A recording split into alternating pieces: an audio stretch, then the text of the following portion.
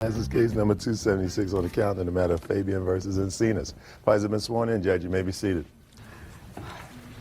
Ms. Fabian, according to your complaint, you and the defendant dated for a long period of time, and you did what I've always admonished people not to do, which is loan money. Yes. And you made 2 loans to the defendant, according to your complaint, totaling about $5,000. Correct. Is that right? Yes. He repaid some of the loans. That is correct. He paid back $1,600. And That was 2,000, I'm sorry. just one second. 2,000. Get to you. According to you, he paid back $1,600. He says it was $2,000 he paid back, and that the rest of the money was a gift from you for some reason that he will explain to me, and he also did a lot of work around your house. So we'll get to it. When did you make the first loan, and what was it for? The first check was for $3,000 on November 12th of '99, and December 17th of '99, I gave him another check for $2,000, and both of them were a loan, and I have copies of the checks here. I'd like to see them, please. What did he need the money for? He had a business at the time, and he was unable to pay his bills. He owed money to the government for taxes that he didn't pay. This is not made out to him. It's made out to his business. What kind of business were you in? It was a food delivery service. When did he make the first payments to repay this loan? On September 22nd, 2000. And I have copies of all the checks. I'd like to see the checks, please. That was August 25th, 2000, Your Honor. I assume you have a check. Yeah, I have one check that she does not, for $400. I'd like to see it.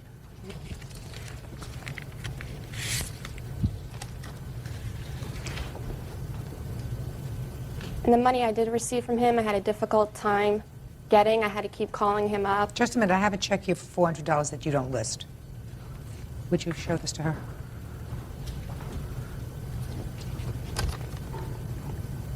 Yeah. Okay. It's clear. You both agree now. He repaid $2,000, leaving a balance of $3,000. Right? Correct, yes. Go. Well, first of all, Your Honor, this whole lawsuit is a joke. She's doing this out of revenge. Listen to me. Not interested. Start from, I stopped paying back the loan because. I stopped paying back the loan because I already paid her everything that I owed her. Explain it to me. The first $3,000 check that you see was a loan for taxes that I owed. After she had received a settlement for a different case, we had been broken up at the time, she called me up, and it was more like a bribe to get back with me. Your Honor, he's lying. She had been trying to get back together with Are me. you talking about the $3,000 loan was a loan, according to you? That was a loan, yeah. Let's start with that. The $3,000 loan was a loan. You acknowledge it was a loan, which means there's still $1,000 outstanding on that amount. Exactly. I did $1,000 worth of work on her porch. Explain that to me. I had been working on her porch for 3 months, and she mentioned to me verbally. When did you This work on her was porch? in November '99. Yes. Because of the work I had been doing, I had just closed my business. I did not get a job at the time because I was helping her. She told me that I did not have to pay her $1,000 out of the $3,000 that I owed her. I never said that, Your Honor. Because you were fixing her porch? Yeah. Can I say She something? should know. It was 3 months worth of work. It's a whole remodeling job. Did you live there at all? I would stay there. I did not live I didn't ask you what technically. Technically, that has to do with the IRS. I'm asking you whether you stayed there. I would stay there once in a while. Not once in a while. More often than Well, once in a while. I would live there and at my parents' house. And at your parents' house, where you Yeah. paid no rent. No, I paid rent there. Can I say So something, just Your a, Honor? in a second. I'm not finished with him yet. So you're staying at her house where you weren't paying rent, right? Using her telephone, lighting your reading by her electricity, and fixing her porch, Yeah, correct. and not working anywhere else. Correct. So you had no more. There you was had a no reason money. why I didn't work, Your Honor. And why is that? Because she wouldn't let me. Wouldn't let you? She wouldn't let me. Wouldn't let you. What did she threaten to do to you if you went to work? No, tell me. I'm It was curious. more Shit, like don't an- laugh, please. I want to know what she threatened to do to you if you got a job. It was more like an emotional type of thing. You know what I mean? An emotional thing. Was she it was- working? At the time, she was not. How was she supporting herself? Through a large sum of money she had received through a different So lawsuit. she wasn't working either. So the two of you were staying home playing house together? Basically. Basically. I was working, Your Honor. Of course you were. Um, Okay. So you fixed the porch, and for that you want a $1,000 credit. Now tell me about the other $2,000 that she gave you 4 weeks later. After I was not working, I decided that I needed to get a job because the Christmas holidays were coming up. She told me that she did not want me to work. She had a problem with me hanging around friends. She wanted to keep me to herself in the house, hanging out with her. That's a lie. Just a minute. Go ahead. And out of stupidity, I know that now, I would go along with it. So? But I didn't realize this until I left. So she wanted you hanging around with her. I still haven't heard anything about $2,000. Oh, she told me that because I wanted to get a job, she was going to give me $2,000 in order to keep me from not working. And that was at a time That was when a you had- gift. Just a second. And you just told me that your business folded in November, Correct. right? So you had no more business. Correct. Well, then can you explain to me why, sir, the check that she wrote December 17th, 99 is made out to the same corporation that the check of November 12th was made out to, Doorway Gourmet? Yes, because I still had my checking account for Doorway Gourmet open because I still owed money to the Florida state tax. Right! That's true. Right.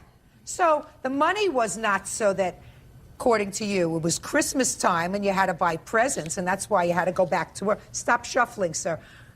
Much smarter than you are. On your best day, you're not as smart as I am on my worst day. So let me recap what you just told me. You told me that she gave you the other $2,000 because it was coming up to Christmas time. You wanted to get a job because I assume you wanted to buy presents and things for your family. Correct. And so she said to you, don't go to work. I'm going to give you $2,000 so that you'll have spending money for Christmas. Then it turns out that the check was made out to the defunct corporation that was no longer in business. And then you told me it was because you needed it to pay Florida state taxes from the business. Right? Is that what you told me? That's correct. Do those two stories they sort of go like this to you? That they don't make sense? Huh? You wanted to give the Florida State Tax Board a Christmas present? Is that what you're telling me? No, I wouldn't No. do that. Get a life. Real cases, real people. Judge Judy. Carrie Fabian says ex-boyfriend Mario Encinas refuses to repay a loan and refuses to turn over an intimate videotape. Okay. Can I say something, Your Honor? What? I I don't like stupid women. Stupid women give money away. You're right. I've learned. Okay. I've learned. Believe me. Okay. You know, if you're married to somebody, it's one thing. Even if you're married, you don't give money away. But if you got a boyfriend who can't keep a business straight enough to pay taxes from the business, you don't give him money. Well, you know, at the time, we were going out for 3 years, and he told me he'd pay me back, and I trusted him. I realize now never to do that again. Okay, well, he owes you the money. He did lie about, he said that he didn't live with me. If you'll look at the checks, you'll even notice it's my same address. And also, he has a private videotape that we made together, and he told me that he has it, and he's taunted me about it, and I would like it back so I could destroy it. That's a lie. I did not taunt anybody about You that. have a video that she would like to have back? No, Your Honor. Where is it? It's been misplaced. It's either been taped over or misplaced. I did honestly look for it because Miss I have no Fabian. reason to keep that. Miss Fabian, comes under the category of life's lessons. I assume this video that you have has both of you on it, or just Yes. you? Has both of you on it. So that it's neither yours nor his. It's something that belongs to both of you, right? So you would like it back because you don't want this potentially damaging thing Correct. Yeah. around. Well, I can't force him to give it back to you because it's not yours. Do you understand? Yes. He says he doesn't have it anymore. I have to rely on the fact that he is not total scoundrel and would not do anything to embarrass you. Because if he does anything to embarrass you, ultimately he's embarrassing and debasing himself. Do you understand? Yes, ma'am. Judgment for the plaintiff in the amount of $3,000. Thank That's you, all. Your Honor. Parties are excused. You may step out. Judge Judy's seen the truth, and she's seen through his lies. Revenge, because I broke up with him. I was the one that broke up with him. And now the next case. All parties in the matter of Trudell versus Boyd. Step forward, please. 38-year-old salesperson Lori Trudell is suing her ex-roommate, 45-year-old hairstylist Kathleen Boyd, for the return of her belongings. Kathleen is countersuing for unpaid rent, storage fees, and damage to her home. According to your complaint, there came a time when you and your son moved into her home. When did you move in with her? in September of the year 2000. And then it is your claim that she threw you out of the house, had you thrown out of the house sometime in January of 2001, under circumstances that prevented you for some reason from obtaining all of your property. The defendant says that you really abandoned that property. You did, in fact, show up at her house some 8.5 months later and loaded up a couple of truckloads of stuff. She wants to be reimbursed for rent that she says you never paid her, and for what she believes would be a fair storage fee for storing the stuff that she did, in fact, store over that 8.5-month period. Is that right? That's correct, Your Honor. Okay. You moved in September of 2000.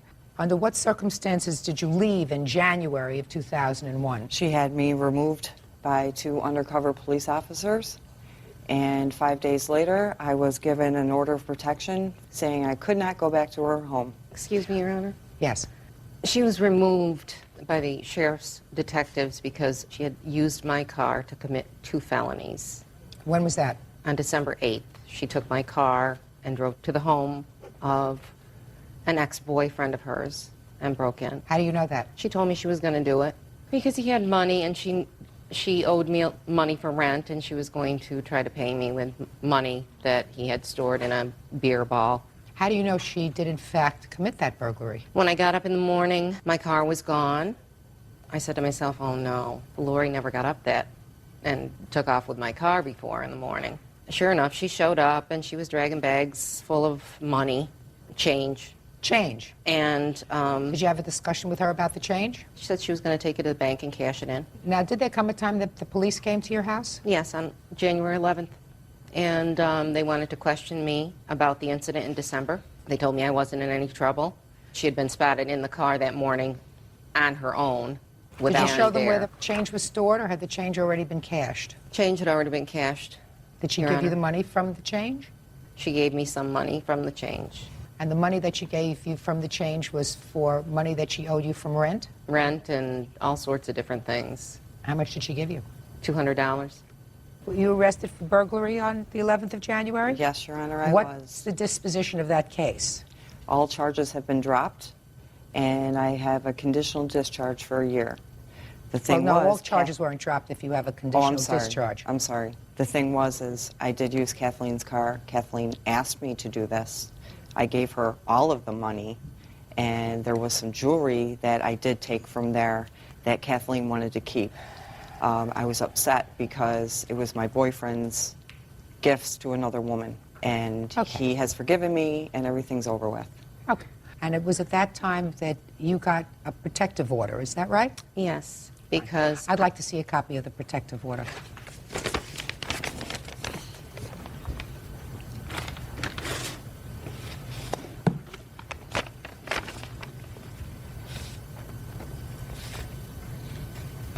This protective order doesn't say anything about you being able to leave your property at her house for 8.5 months. Oh, I realize that, Your Honor. I Okay, tried I'm for just telling you. weeks. I tried for months for a third party to get a hold of her to get my belongings, and she would not allow it. This is my brother-in-law-to-be, Patrick O'Hearn. He called her. He wrote her letters. She said yes, he could go get my belongings, and then she changed her mind. She would call him Your Honor. day and night. she's lying. Well, step up, your blatant son. lying. Just a second. When did you make telephone calls to the defendant in order to try to obtain her property? When was the first telephone call you made to her? It was about the middle of July. I was July there. Yes, was the first time you contacted her. yes. She is now required to keep your property for 6 months. I realize that, Why Your didn't Honor. you go to court in February for the return of your property? I did not know that that was an option. Your Honor. When I was given the order of protection, the judge's secretary said, Lori, as soon as you get a place to live, Kathleen will give you your belongings and she will keep them safe. Your Honor. The judge's secretary, Rita, told you, don't worry, as soon as you find a place to live, she'll give you back your property. When they issued the order of That's not an protection. agreement with the defendant. When did you finally find a place to live?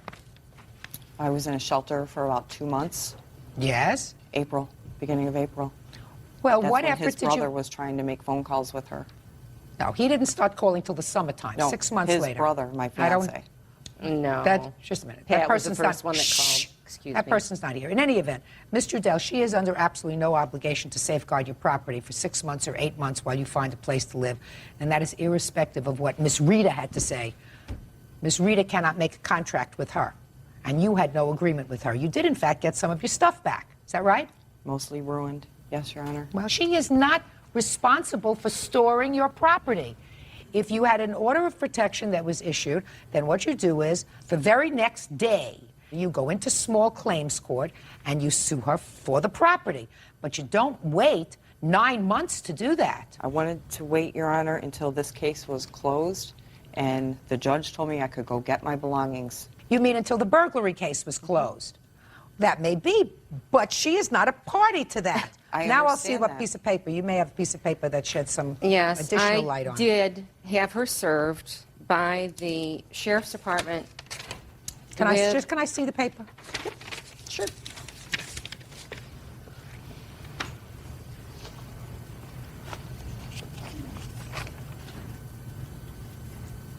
Well, she wrote you this letter, and it was notarized in March, and it was served on you, and she tells you to come and get your stuff. Yes, Your Honor. But you didn't. That was when the third party, because I couldn't contact her directly because of the order of protection, that was when my fiance, the third party, first He's not called here. He her. wasn't He's- in the picture at He's that not point, here. First Your called Honor. He's not here. No, Mr. Dell, that is not whatever true. stuff that you got, You're I would lying. suggest you be happy with it because that's all you're going to get from the defendant. You can't make an arrangement with a third party, a judge's secretary, who says, I never heard of that. Just go, as soon as you find a nice place to live, you can go and get your She property told me back. she And she's would going to keep my store it. belongings safe. Well, then I would sue her. Who said they would keep your belongings safe? Rita? Rita told me Kathleen Rita. told her that Rita she would said keep she my would keep your belongings belongings safe? Rita Yes. said that to you? Yes. So sue Rita. Sue Rita. It's ridiculous.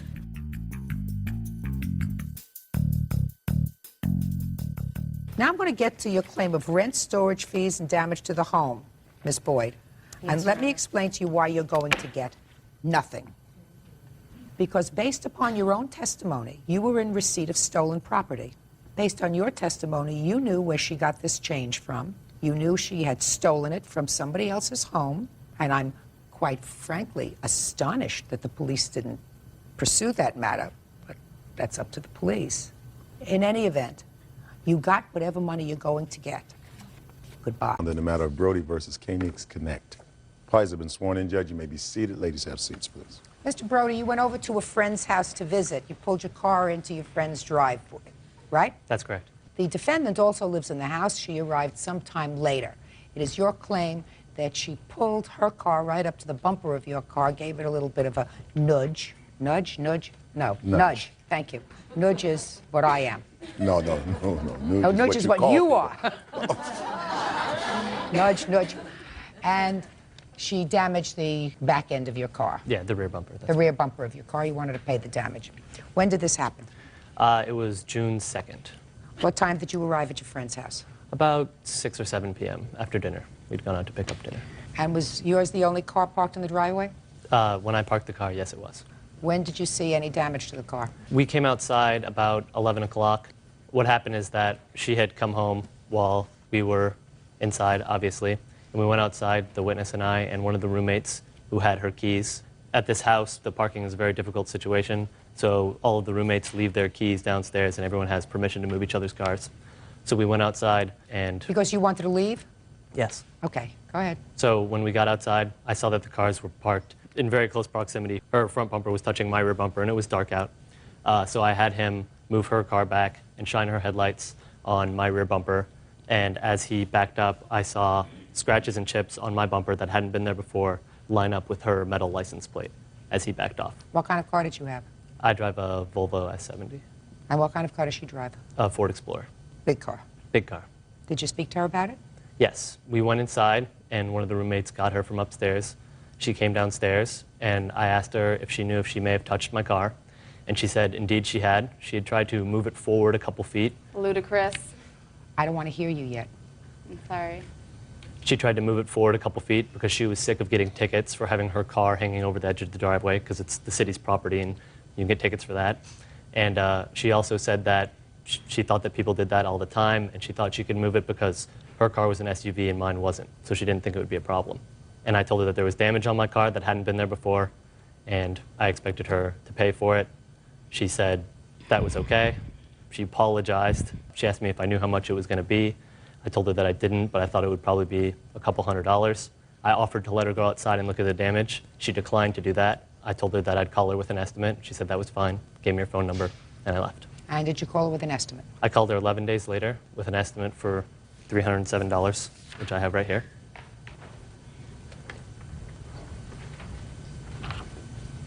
Why didn't you go outside and look at the car?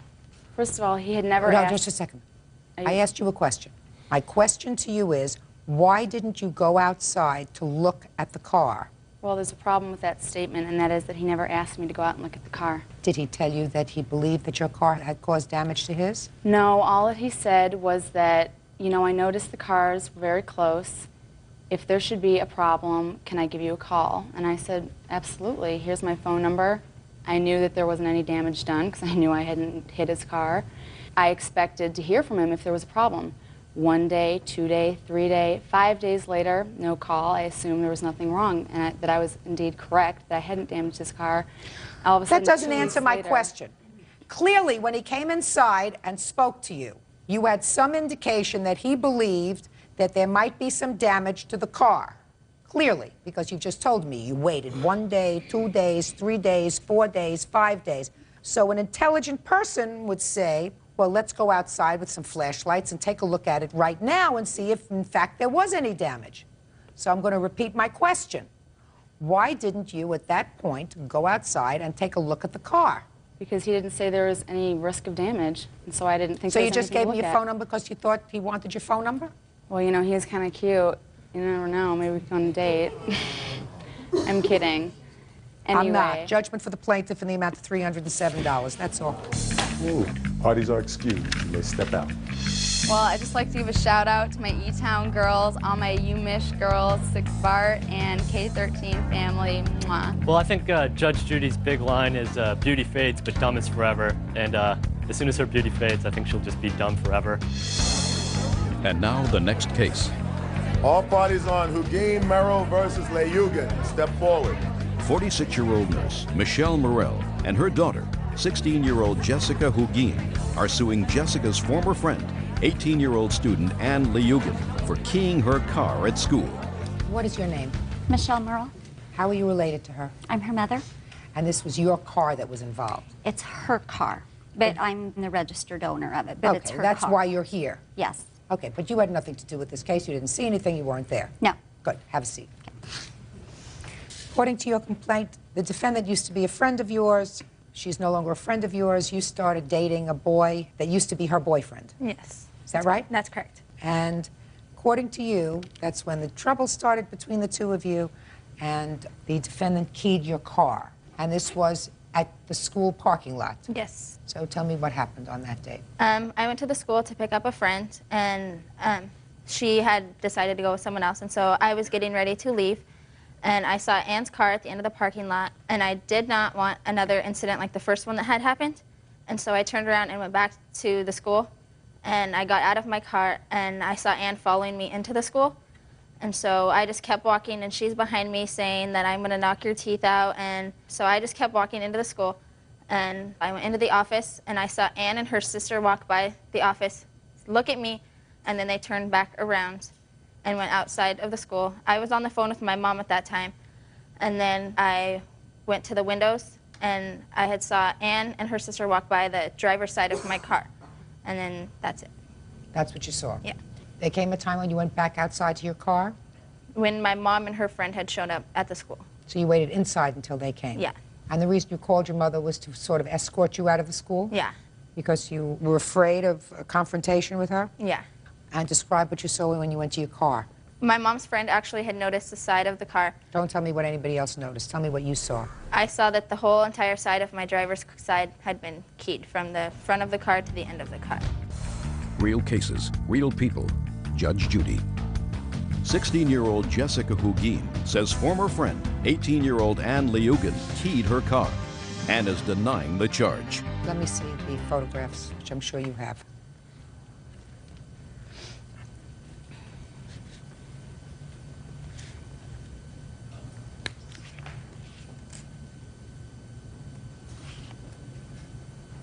Okay, I'll hear you. I just know that I picked up my sister once after I had my baby. My baby was maybe, I think, 2 weeks old. I went there to pick up my sister. She was with my former teacher, and Josh, my fiance, was on his way with my son. He's a witness to what happened, and me and my sister, we just went back into the school to show my former teacher the baby. I walked back over to Josh's car and I left, and I never even keyed her car. She doesn't even go to school there. She goes to an alternative school, and I would never key her car. I didn't even know what she drove. When I stopped being friends with her, she was only 15 years old. Do you have any witnesses who were there? Yeah, my fiance. Step up. Tell me your last name. Caps, Joshua Caps. You are the father of her child? Yes, I am.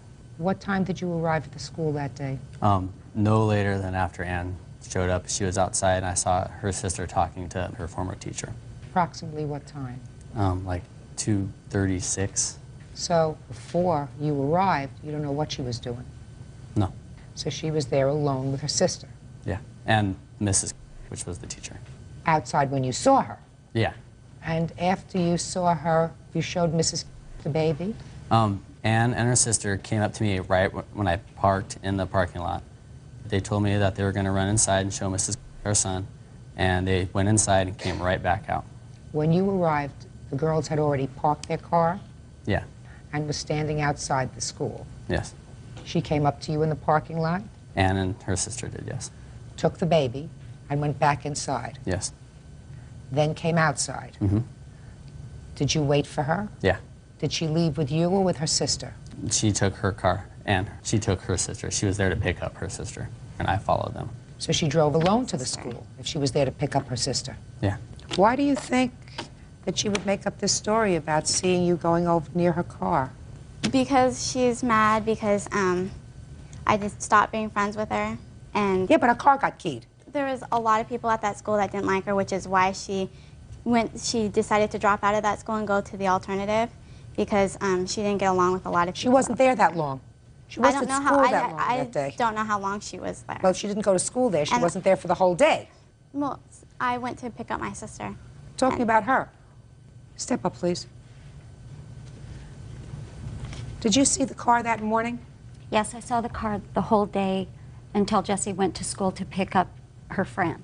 When you say you saw the car the whole day, she left from your house to go to the school to pick up her friend? Yes, and that's about maybe 3 miles, 4 at the most. But you had seen the car? Yes. No question in your mind? No question in my mind whatsoever. There was no damage to the car when she left? No. Your Honor? Yes. I'm not sure if this is the time to bring this up. We also, you were talking about Jessica being afraid, and that's why she went back in the school. We have an anti-harassment order against Ann for protection, and I have a copy of that if you want to see that. This is the one that we have filed, I also Your Honor. since she's gotten a restraining order, she has been in my work asking for my new address, and I have affidavits of people that I work with. And this is the court copy that was actually granted. And Jessica had a baby on the 21st of June and was in the hospital she was released on Saturday. And then she was home, so I'm not sure I have affidavits of two. I don't read affidavits. What? I don't read affidavits. Okay, well, I have them. Okay, whether you have them or not, I hear witnesses. You attended a court hearing? Yes, we did, Your Honor. Was there a full hearing? Yes. There was testimony taken. Is Yes. that right? And after the testimony is taken, there was a protective order issued. Is that right? Yes. Do you have a lawyer? I work full-time, and I'm a full-time college student, and I had to pay my rent. I can't afford a lawyer. Mm-hmm. Okay. Well, the court made specific findings after a hearing. The testimony with regard to the application for the protective order dealt with 2 incidents. First incident, which we have not gone into today, which involves a stalking, threatening kind of incident, and then the second incident was afterwards, which involved the school. The court heard the testimony of all witnesses. How many witnesses were there aside from both of you? Any other witnesses? Him, my fiance, my mom, and my sister. The court found that the current contact between the parties was initiated by the respondent only, that's you, that the respondent's course of conduct appears to be designed to alarm, annoy, and harass the petitioner, that was her, contact by the respondent with the petitioner or the petitioner's family has not been limited in any manner by previous court order, which means there was no prior restraining order, and the court ordered you to remain from making any attempts to contact her, going within 2 city blocks of her residence or workplace. She doesn't work. Well, evidently the court didn't believe your fiancé or your sister. Judge Judy continues in a moment. I have to make a determination based upon the testimony that I've heard today, and the testimony that I've heard today that I find most credible is that you keyed her car. Can I please see an estimate of the damage? Your Honor, I also brought an estimate for a rental car. It's the only car that we have, and at the top of the I'm not estimate... taking into consideration your rental car. Okay. What year car is this? A 93 Pontiac Grand Am. 93 car can be painted for less than $2,218. You can find a paint job for less money than that for an 8-year-old car. I suggest you do that. Okay. Bird, I'm not really good at this. How much can you get a nice paint job for? I really couldn't say, Judge. Depends on what kind of paint job and depends on who you get to do it. Can you get a nice paint Your job for Honor? $800? Your Honor, excuse me. I don't mean to interrupt. I have another estimate here. I didn't hand both of them. I've got 2 different ones. A little more reasonable. Well, now you're talking a little bit better, $1,450. Depends on how far it was keyed, Judge. Keyed the whole side. $1,450 sounds much more reasonable to me. Yeah. I have those 2 estimates. You should have handed me both. Judgment for the plaintiff for the amount of $1,400. That's Thank you. Parties are excused. You may step out. She slept with my ex-boyfriend. I hope that Ann will just leave everything in how it is. He doesn't say that that's his kid. I'm just glad it's over, and I hope Ann will put this to rest and leave us alone. She just doesn't even know who the father of her child is. Get my car fixed, that's all I want. I think that there's a lot of girls at Mount Spokane that hate her guts, and anybody could have done it. If someone's gonna follow me into the school, more than likely, she did it. And now the next case. All parties in the matter of Yim versus Barbara. Step forward, please.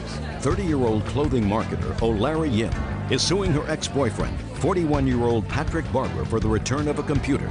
Patrick is countersuing for a separate computer. Miss Yim, according to your complaint, you and the defendant were friends. Sometime in December of 1999, you purchased a computer. You already had a computer, but you bought a new one, a very expensive one. You say that since you didn't need both computers, you allowed the defendant to borrow it, and he had it in his possession for a considerable period of time. Sometime in the summer of 2000, you decided you wanted your computer back. Is that right so far? Correct. Defendant said, I thought it was a gift to me because I had done some work for her when she was on this trip to Cambodia, right? See how I read your papers? Absolutely. So what I said to you is, I've already put a lot of my software in the computer. Let me buy you another one. And he bought another one, a laptop, which he gave you. Correct. And on what date did he give you the other computer? I would say approximately July of 2000. July of 2000. And you kept that computer for a while. Yes. For how many months? I still have that computer. Which you accepted. Is that right? Yes. Then you changed your mind because you say that it wasn't as good as the computer that you had let him borrow. Correct. Is that the idea? Is that this case? More or I mean, less.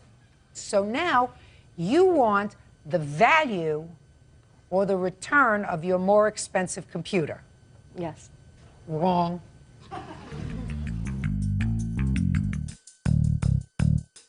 Let us assume, Miss Yim, that you allowed him merely to borrow the computer. That's not what he says. But let us assume that's true. You allowed him to borrow the computer. And when you asked for it back, he said, it's been a long time, 6 months or 8 months or whatever it was. I put my software in it. Let me get you a replacement. Mm-hmm. And you said, fine. And a year ago, he got you a replacement. And you accepted it. That means the contract is over. You took the replacement, you kept it, you've had it for almost a year, and the fact that you don't like it anymore doesn't mean that you can go back and get the original one from 1999. Do you understand? I do. Good, perfect. Case dismissed. Oh. Parties are excused. You may step out. It's colossal. Parties have been sworn in, Judge. You may be seated. Sir, have a seat. Ms. Wishner, your claim is that the defendant assaulted you in a bar. You claim that she assaulted you both inside of the bar and outside of the bar later in the parking lot. Did you know her before this evening? No, ma'am. You had never known her before December 13th? Yes. Never spoken to her before? Never. Okay. So why don't you tell me about at least your version of what happened that evening? Several friends of mine, we all decided that we would meet at a local bar, then go bowling, and then go back to the bar afterwards. So we all met, and that's where I was introduced to Marlena by a friend of mine. Who's Marlena? That's you. Ms. Colazzo. Yes. And we then went bowling. Who went bowling? Mike, myself, two friends, Marlena. So she went bowling with you? Yes. Okay. I never really carried on a conversation with her because I didn't know her. Then after bowling, several hours later, we then went back to the bar to just hang out, have a couple of drinks, and just socialize.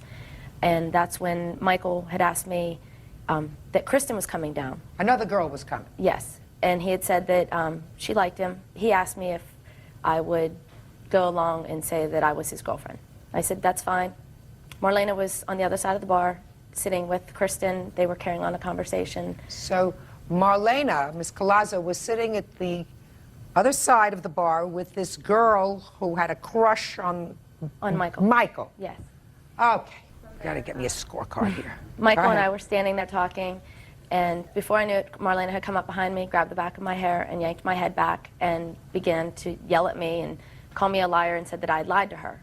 And Lied to? I had lied to her. She said that I lied to her or lied to Kristen.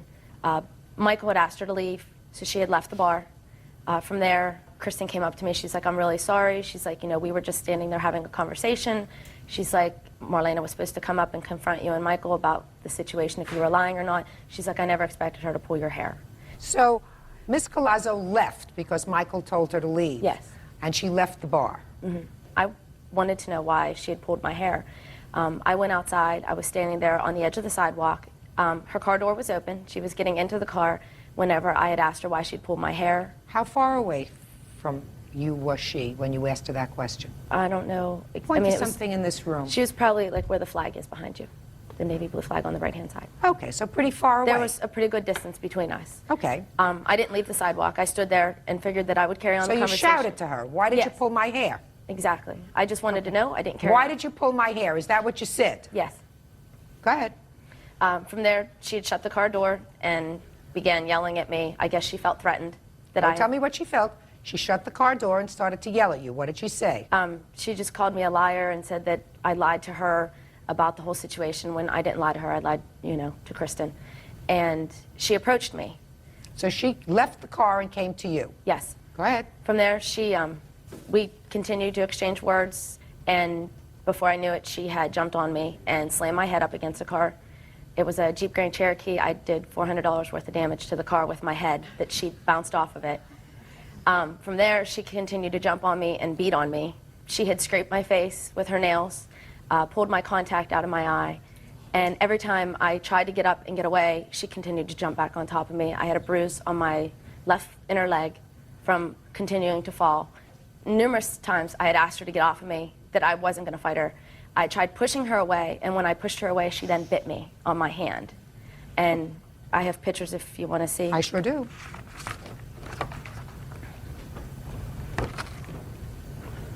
She had bit me on my left hand in between my thumb and my pointer finger.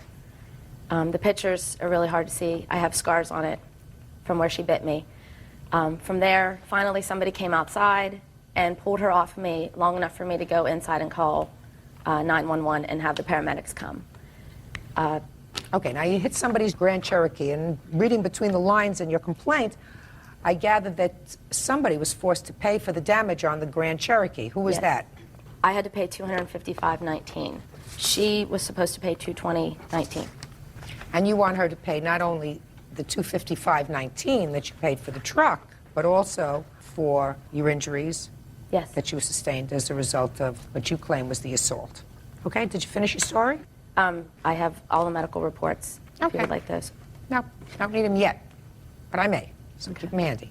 All right, Ms. Colazzo, let's hear your version of the events. Okay, everything's true up until the part to where we came over to to talk to her. Also, she had talked to me earlier. She said she had no conversation with me at the bar at the bowling alley because earlier that day I had asked her and Mike, were they a couple, in conversation at the bar before we went to the bowling alley. And at the bowling alley, we did talk. I mean, you can't really bowl. I don't care Okay, whether you I'm just letting you know that we did speak. At the bar, yes, I was talking to Kristen. We were talking about the fact that Mike had told her that her girlfriend was there. And I said, what are you talking about? He doesn't have a girlfriend. She said, well, that's her right there. And I said, no, that's not her it's not his girlfriend. I said, they're making a fool of you, you know? And she's just like, I don't understand all that crying stuff. I was like, well, if you want to, I said, we can go over there and ask her right now, and you can stop sitting here being the, you know, the red thumb here and go on with your business. So we go over to the side of her, and I tapped her. She was turned around. Mike was in between us, and I tapped her on her shoulder, and I asked her the question, and she said no. And she looked at me with this face, and she's just like, well, why do you care? Why do you care? And she started getting loud in the bar. Mike was standing in between us, and he did not ask me to leave. He said, Marlena, I know you're better than this. And I said, I know I am. And I turned around, and I proceeded to leave the bar. I turned around, and she was right there, coming at me, asking me, who do I think I am, and why do I care, and why is this important to me? And she grabbed at me. So what was I supposed to do? Of course I grabbed her and started, yeah, I beat her up, but I mean, she had me, you know?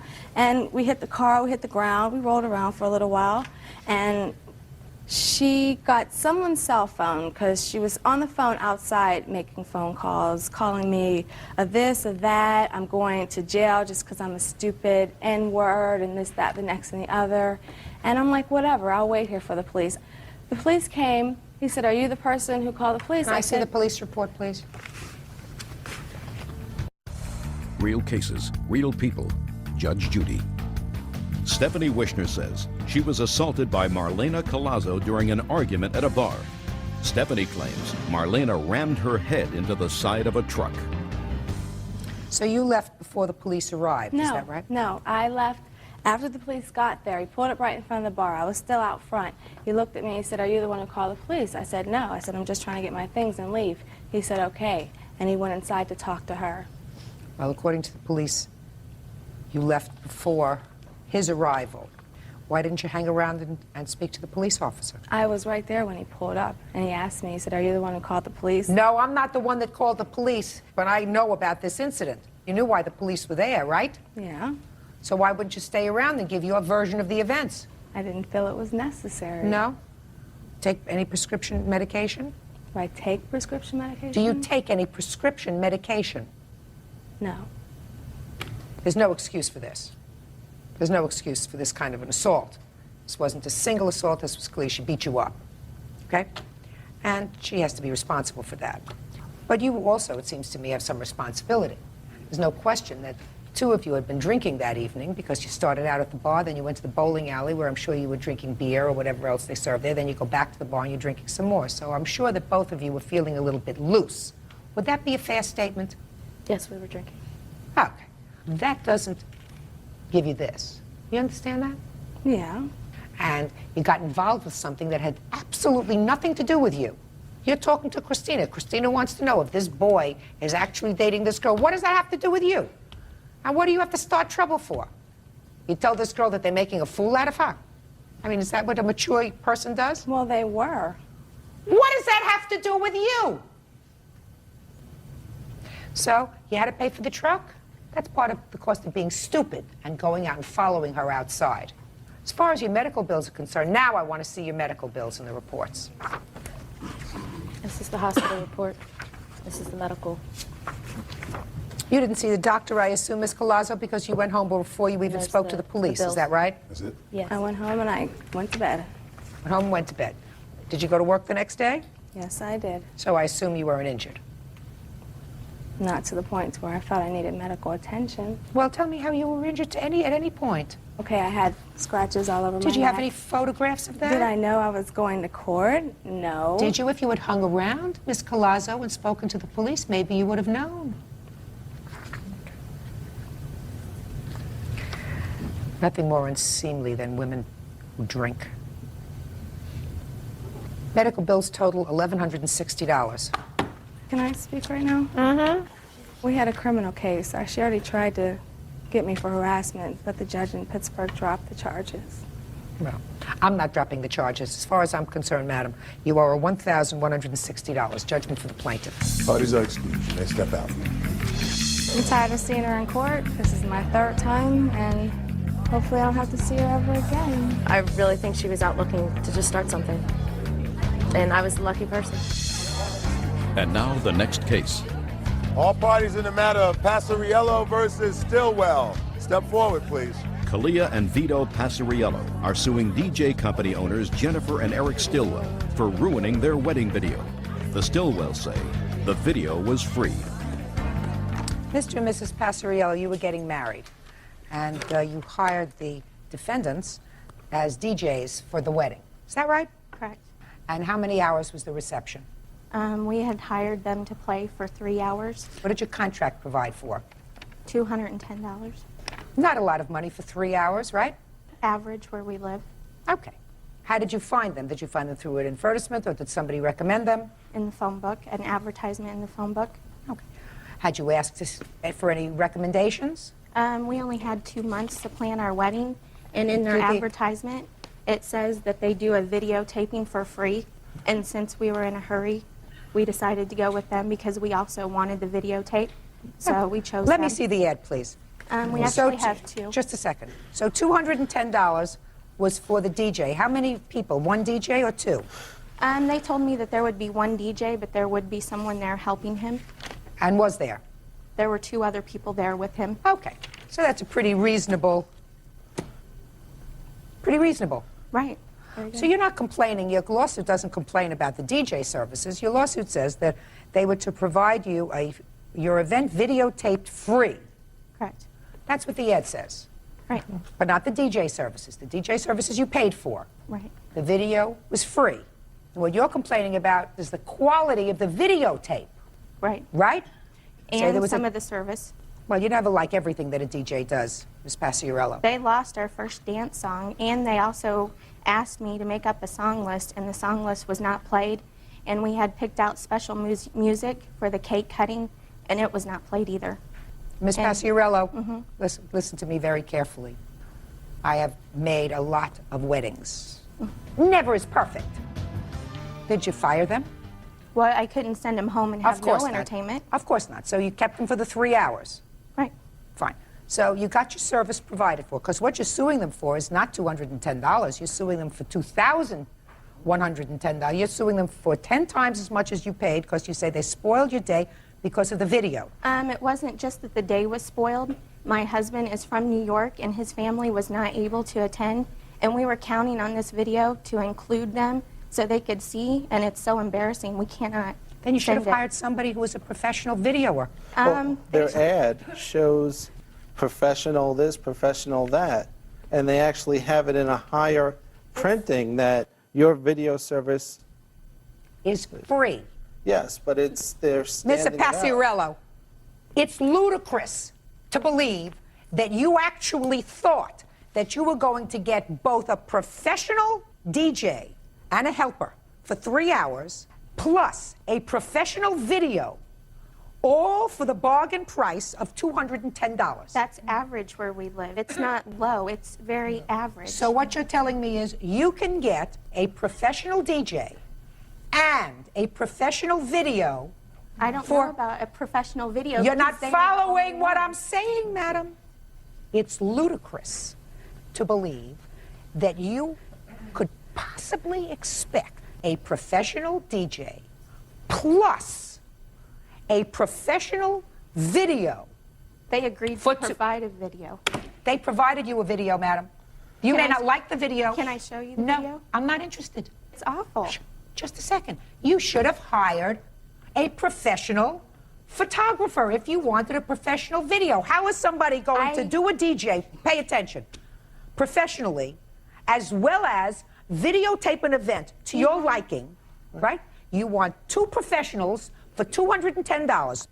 They had 3 people at the event, 1 person to DJ and the other 2. One of the men was standing there with the camera. Now, we're not saying a professional job. We're saying at least an average job. This is out of the below 3 hours. Where do you get standards? Out of the 3 hours Just a minute. Where do you get hired standards for a free service, that it's supposed to be average, I'm below sure average, it's above probably average? rounded into the price somewhere. Did you I mean, call it for a can't be hey, free. Miss Paciarello, I hear a lot of people complaining about wedding events afterwards. Sometimes I rule in their favor. When they hire a photographer and the photographer's pictures are so outrageous, and you've hired a professional photographer, they are successful. But you did not hire a professional photographer. You hired a professional DJ who was giving agreed you to as a provide it. service, as a free service, a video. I'm going to ask you only one other question. Did you contact, in the course of the 2 months preparation for your wedding, a photographer? No, his father took all the pictures for our wedding. So the answer is you did not contact a photographer. We didn't need to. No. Good. Oh, So I hope, you, we have, I hope you saw- have good pictures. Listen, stop making a mountain out of a No, molehill. can you view the tape, please? I'm not interested in the tape, madam. There are pictures on the tape. Is that right? It's a video. You can't see it. It's so dark you can't see it. And when we're cutting the cake, the speaker for this system, they set their service up right in front of our cake table, and you cannot even see Vito except for the waist down.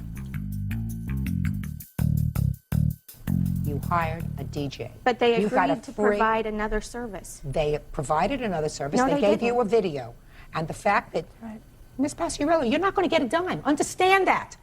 You hired a DJ for $200 for 3 hours. Did you play 3 hours or more? We played Play four. Because they felt bad because they broke our first dance tape. Fine. Well, that's just a second. That's a very nice thing. So they played I for told him 4 to leave. hours. They played for 4 hours. For But I 200 told him to leave.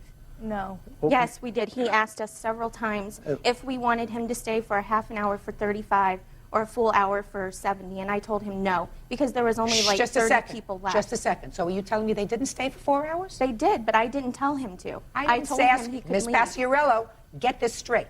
They played at your wedding for 4 hours for $200. And for that, you also believe you are entitled to a video that is totally satisfactory to you. You are not entitled to that. Did you ever hear the expression, you get what you pay for? Did you ever hear the No, expression? don't ask me any "Nothing's questions. free"? That's right. Downs versus Nagel Barnett. Thank you. You're welcome. Parties have been sworn in, Judge. You may be seated. Folks, have seats. Huh? First, let me advise all of you that I have no intention of going back historically into the ongoing allegations of harassment, restraining orders, etc., that exists between you two people. And I'm going to start on a particular day. And that day is back in February of 2001, when I understand from reading your complaint that all of you appeared in court. Is that right? Yes, ma'am. And on that day in February, you all seem to have come to some sort of at least a temporary resolution of this ongoing harassment that each of you claim that the other is causing you. Is that right? Yes, ma'am. Correct. So you're in court. You received a restraining order against him? Yes, ma'am. Did you have a restraining order at that time against them? No, ma'am. No. Okay. Everybody's shaking hands saying, we hope this whole thing will go away. And then you exit the courthouse. Is that right? No, I didn't know, ma'am. I did not leave the courthouse yet. Your car was parked in the parking lot. Yes, ma'am. And according to you, you saw the defendant's sons doing something to your car. No, ma'am, I did not see him until after I was told that they were doing damage to my car. Who saw it? My son. Step up here. Tell me your name. Michael. Michael, your dad is in court. You went outside to wait for him? No, I was in the lobby where we were getting ready to get the papers, and as I looked around the corner because I was seeing if the car was okay, and next thing you know, I saw them. They were sitting there kicking the bumper. Who was? Jared, Jevin, and Tyler. These 3 boys? Yes, ma'am. All 3 boys? Yes, ma'am. Was your car parked there as well? Yes, ma'am. How far away from where your car was parked was the plaintiff's car parked? Okay, the plaintiff's car was parked like in the 3rd parking space on the front of the median. My car was on the back side, about 3 cars down. So, a good distance away from his car? Correct. Step up here, all 3 of you. Names? Jared Barnett. Tyler Nagel. Jevin Barnett. Now, I've read the answer here, and the answer says that you guys were just playing around air karate kicking. Is that right? Yes, ma'am. Hmm? Yes, ma'am. Yes, ma'am. Why were you air karate kicking around his car? Because we were mad because she got away with throwing a softball at my friend Tyler. So you were mad? Yes, ma'am. And you left court and you went out and found his car. Is that right? Yes, ma'am. And he says you damaged the car. I didn't. You didn't. What about you? I wasn't even near it. Where were you? About 5 feet away from me. You were 5 feet away. You were there. Yes, ma'am. Were you air karate kicking the car too? Yes, ma'am. Did you know that they were doing that? No. You have photographs of the car? Yes, ma'am.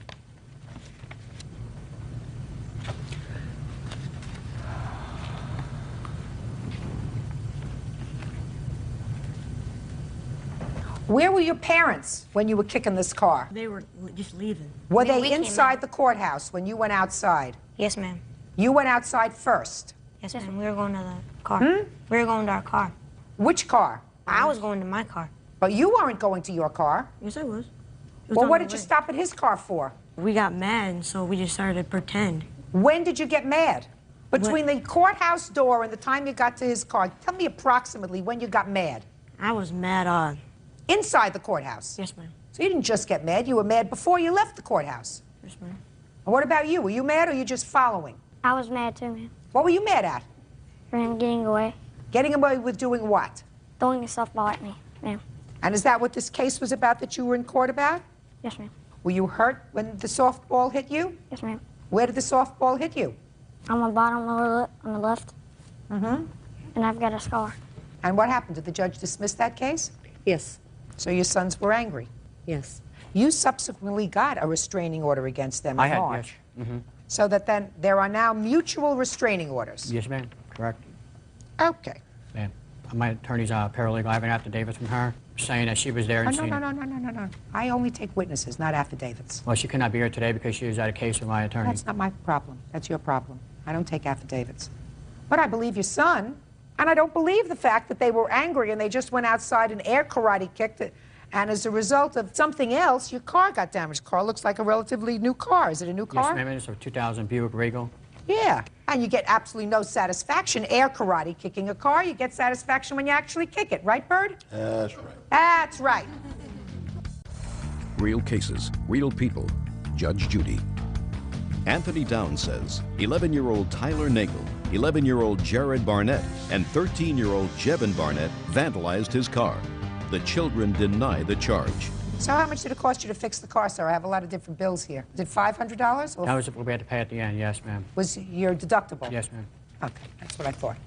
Okay, so now we come to March 8th. You have a counterclaim. Your counterclaim says that he violated the restraining order, and that's the only thing that I'm going to hear.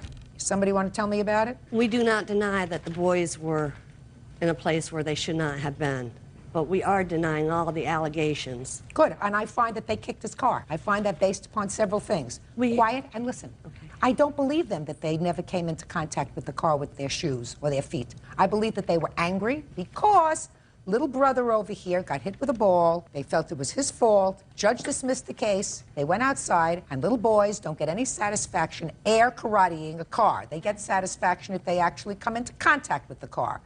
And unless the air karate kick fairy did this damage to the car, somebody did it. So I find that they did it. Now let's move to your counterclaim, madam, which is the only thing I'm going to hear right now. Got a restraining order. You say that there was continual harassment after that. After we filed the restraining order. How are you related to this case? He's suing me too because those are my children. Which children? This one and this one. Okay, go ahead. Okay, I was coming home from picking up my son Jared from the roller rink, and I pushed the button to open up my garage door, and he was coming from the side of my yard, down my driveway, and in front of me. Yes. So I called her husband because my husband was gone, and he came over, and then we called the police. And what happened? They went over there and talked to him, and he said that he was in bed sleeping at the time, and that there was nothing we could do because there wasn't a third party involved. So you saw him walk from the side of your house? Yeah. What's Well, next? he was running, ma'am. Running. What's next? I have pictures where he was on 3 different occasions taking his children to school. I have pictures of him driving by the house where he could have taken 3 to 4 other routes, which were shorter than the one he took, but I feel he took these just to make himself known that he was there. So he drove his children to school and he could have taken a different route and avoided going on your street. Is that what you're saying? 3 It's or not 4 harassment. different What's routes. next? Anything else? Yes, ma'am. I don't want to hear you. I still have 2 court documents stating that there was no damage to the car. Listen carefully to me. I find that there was damage to the car as a result of your boys kicking the car. They practically confessed. The only thing they didn't confess to was that their feet, when they were doing the karate kicks, actually came in contact with the car. I don't have to repeat it to you 20 times. They were seen doing karate kicks to the car, and there's damage to a brand new car. Should have watched them more carefully. Your counterclaim's dismissed for harassment. Listen to me. The matter was resolved as of February 16th. The only thing that I'm entertaining is the damage to your car. Listen to me very carefully. That cost you $500, right? And a car rental? I don't care about the car rental. We had to rent a car because it was getting fixed. Do you think that I believe that when there is an ongoing problem with harassment between two families, listen to me very carefully, you're not receiving. When there is ongoing problems with two families, like there is with these two families involving children, that all the adults aren't a little at fault? I believe that they're all a little at fault. The adults. All the adults. Can I say something? The day that the restraining order took place is the day that, before this court date, they said I did this to her house. I'm dismissing her counterclaim for harassment, sir. You have to understand that. If you listened instead of had your own thing going on in your head, you would understand that. I don't find driving down a street or coming from the side of her house harassment. Do you understand that? Yes, ma'am. Now you're in a receiving mode. So being in a receiving mode, I'm telling you, sir, that I believe that when there is an ongoing pattern that requires police, prosecutors, detectives, court personnel to waste their time to deal with childish behavior and adults are involved, you don't get your car rental. You got it? But I didn't do the But damage. you do get your out-of-pocket expenses for them kicking your car, which they did. Judgment for the plaintiff in the amount of $500. That's all. Parties are excused. You may step out. They had beaten Michael up several times. He was found guilty of assault battery against my son, Jared. They had me down, so I was kicking and punching, trying to get my way out of the fight. The father should have just broke it up, had boys shaking their Right. hands, and go on with life. And now the next case. All parties in the matter of Kettleson versus Kettleson. Step forward, please. 28-year-old cashier Jennifer Kettleson is suing her brother, 25-year-old welder Nathaniel Kettleson, for unpaid loans, the return of her belongings, and damages from an assault. Nathaniel is countersuing for storage fees. Ms. Kettleson, the defendant is your brother. I've read your papers, your complaint, and your answer. Nowhere in the complaint or the answer do I see the need for any child witnesses, so I'm going to have her take this child outside. Come on, buddy.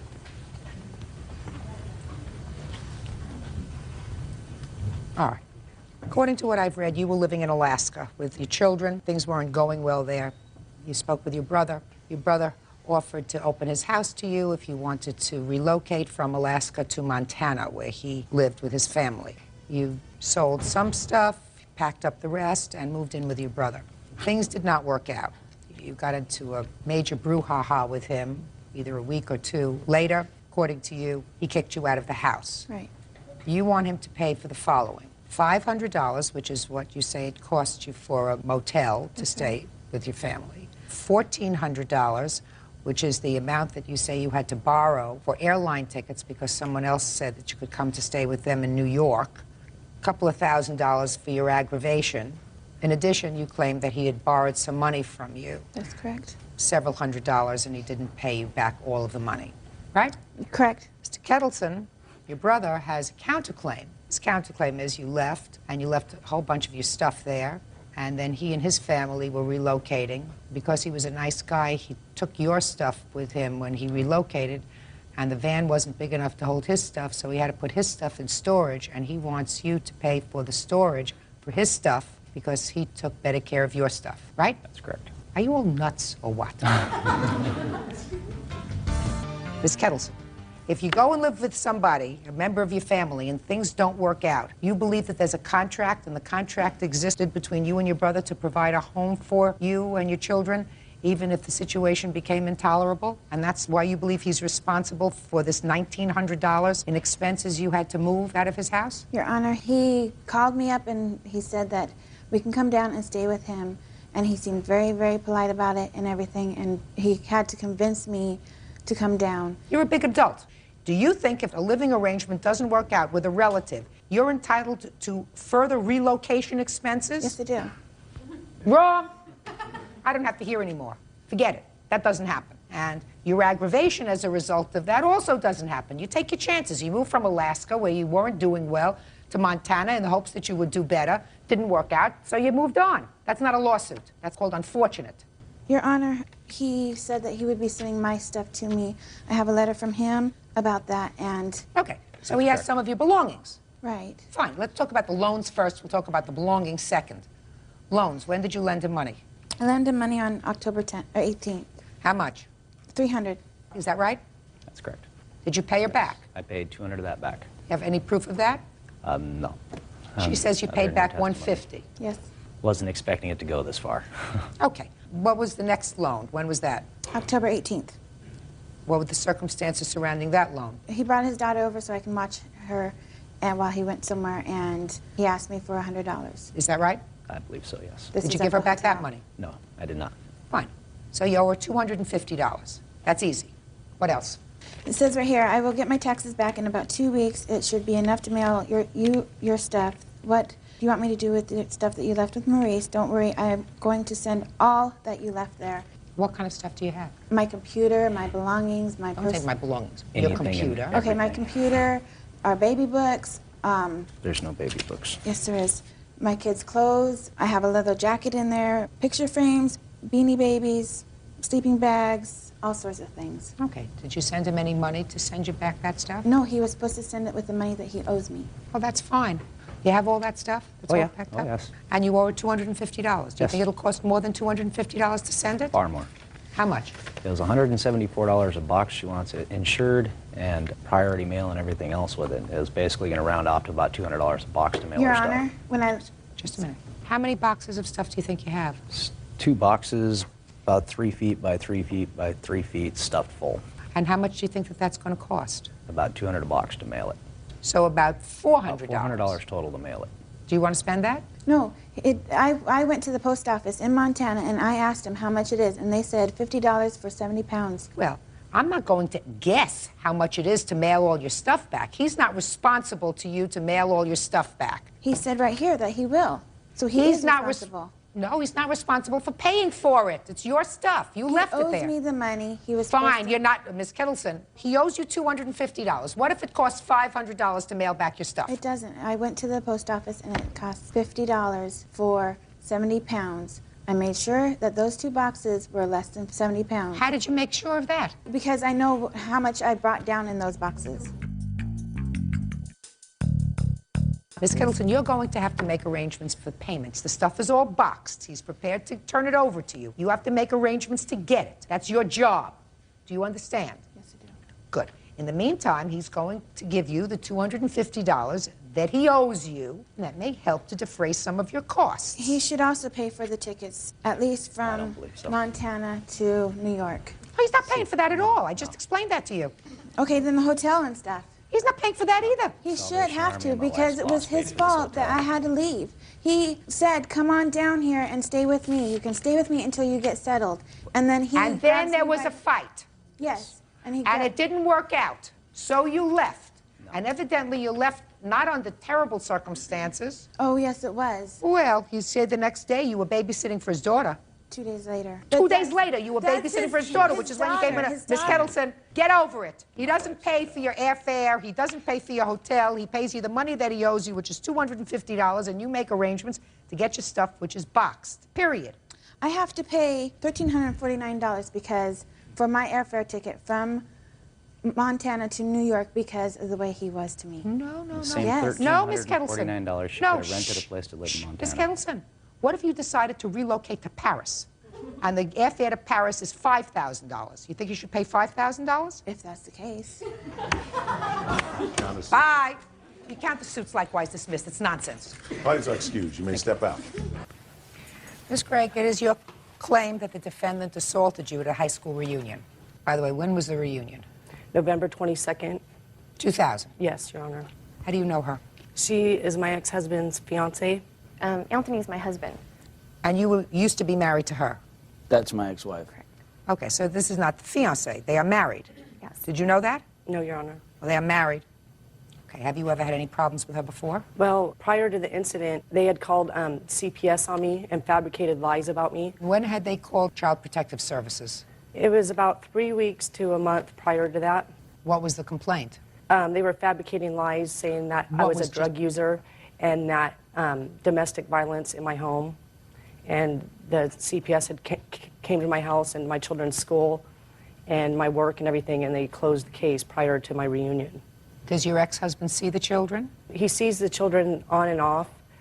He hasn't been seeing them lately for the past couple weeks. Okay, so that's the backdrop. Then you all go to the reunion. I assume you all went to high school together. Yes. And tell me what happened when you got to the reunion. I showed up at the reunion at approximately 9:30. I paid $75 just for myself to go. And I was walking around talking to my friends, and I was looking for this man in a blue and the black shirt. I remembered him from 10th grade. I wasn't sure of his name, but I was asking numerous people, where's this guy in the blue and the black shirt? Because I just wanted to dance and have a good time. Well, I walked outside on the patio to have a cigarette. I looked to my left, and I saw him sitting at a table. And I walked over to the table, and I said, oh, James, because we had name tags on. And he lit my cigarette. When I bent down to light my cigarette, I saw Maida out of the corner of my eye talking to two of her girlfriends. She appeared to be upset. Her girlfriends were huddling like over her, like she appeared to be upset. I just said to James, I said, you know, would you like to dance when we go back in after having our cigarette? I'm really glad I came. You know, I'm seeing a lot of people I haven't seen for a while, and that's about as far as I got. At this time, Maida approached me from the side. She got like this close in my face, and she says, did you even graduate? And she appeared to be, you know, drinking, maybe intoxicated, I don't know, you know, because the reunion started at 6. And I said, of course I did, Maida. And at that time, she pushed me down. I fell down. I was wearing a dress. I have a cut on my leg and injuries. I have photos. Just a second. She pushed you down how? She just pushed me down, physically pushed me down. I fell down and I cut my leg. When I proceeded to get up, I wore my hair down that night, and she had got my head into a firm, like, headlock, and there was big heating lamps there at the Mission Inn in Riverside, and she was trying to bang my head into one of those heating lamps. And at this time, because of the fabricated lies, you know, I'm not going to lose... Shh, just a second. Don't tell me fabricated lies. Well... Just tell me what happened. Well, due to the prior incidents of them calling CPS, I cannot even touch her, not even in self-defense. At this time, after she pushed me and I started to get back up, I placed my hands right here, like, I'm not even going to touch you. I refused to touch her. Why? Is there an order of protection against you? No, I just refused to touch her. What do you mean? I don't understand. You said, due to the prior incident with CPS, I'm not allowed to touch her or go near her. Because of them calling CPS, I was afraid that they would lie and I would go to jail and I would lose my kids if I even defended myself one bit. So I did not even touch her, Your Honor, not once. My hands were behind my back the whole time. At this time, James saw that I wasn't even defending myself. Don't tell me what anybody else saw. Just tell me what happened. He stood up behind me and barricaded me because he saw I wasn't defending myself. At this time, Don't tell me what he saw, madam. Just tell me what happened. Okay, James stood up and barricaded himself around you. Okay, barricaded himself around me. At this time, she still had my head, and she couldn't bang it into the heating lamp because he was standing behind me, so she was proceeding with her nail around like this, trying to poke my eye out, and that's when I got scratches in my eye and a black eye.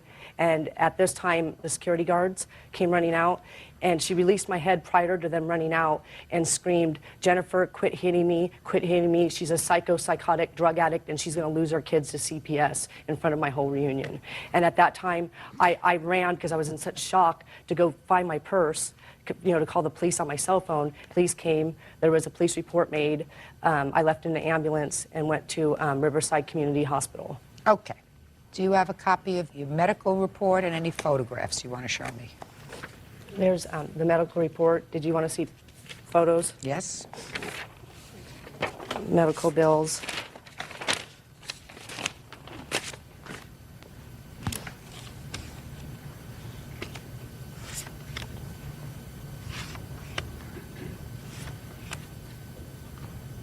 What are you showing me in this picture with your hands together like this? That one, I was just showing that I had a bruise on my wrist from where I was holding my wrist, and also to show that I had all my nails on, because if I was fighting back in self-defense, I definitely would not have any nails on.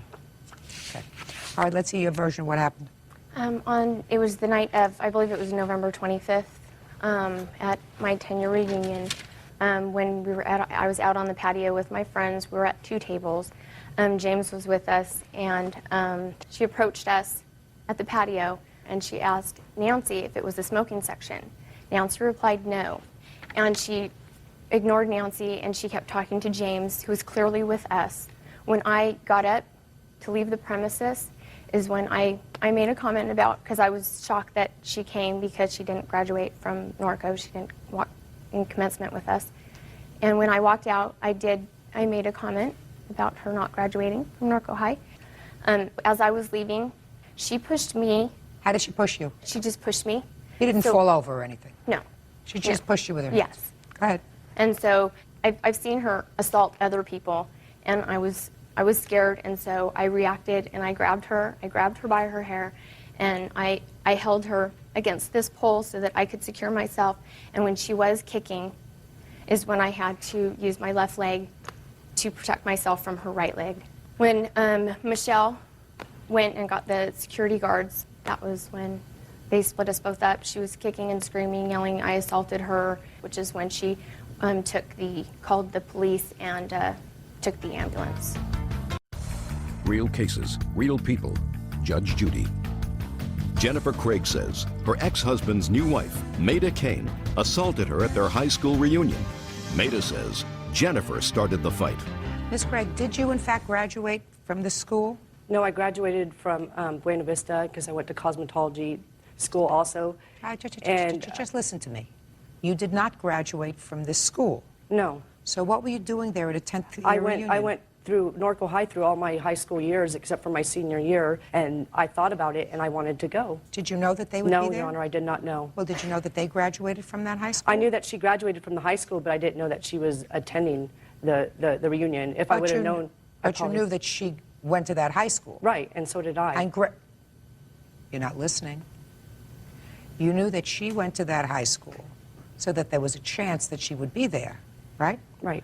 So it was really rather foolish of you to put yourself into that situation where there was clearly recent hostility with regard to the children and your former husband and his fiancée. I don't understand why you even put yourself in that situation. It's really kind of foolish to do that. You don't agree with that? Well, Your Honor, I wasn't sure whether they were going to be there or not. Even if you suspected. And I didn't want to miss my 10-year reunion. And I don't. It wasn't your reunion. Yes, it was, because I knew a lot of people there that I went to high school with.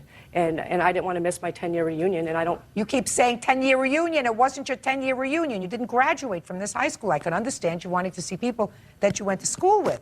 But as opposed to going there with these people who you had a recent problem with, and you suspected that they might be there because you knew she graduated from there, smart would have been to say, I'll see them at some other time.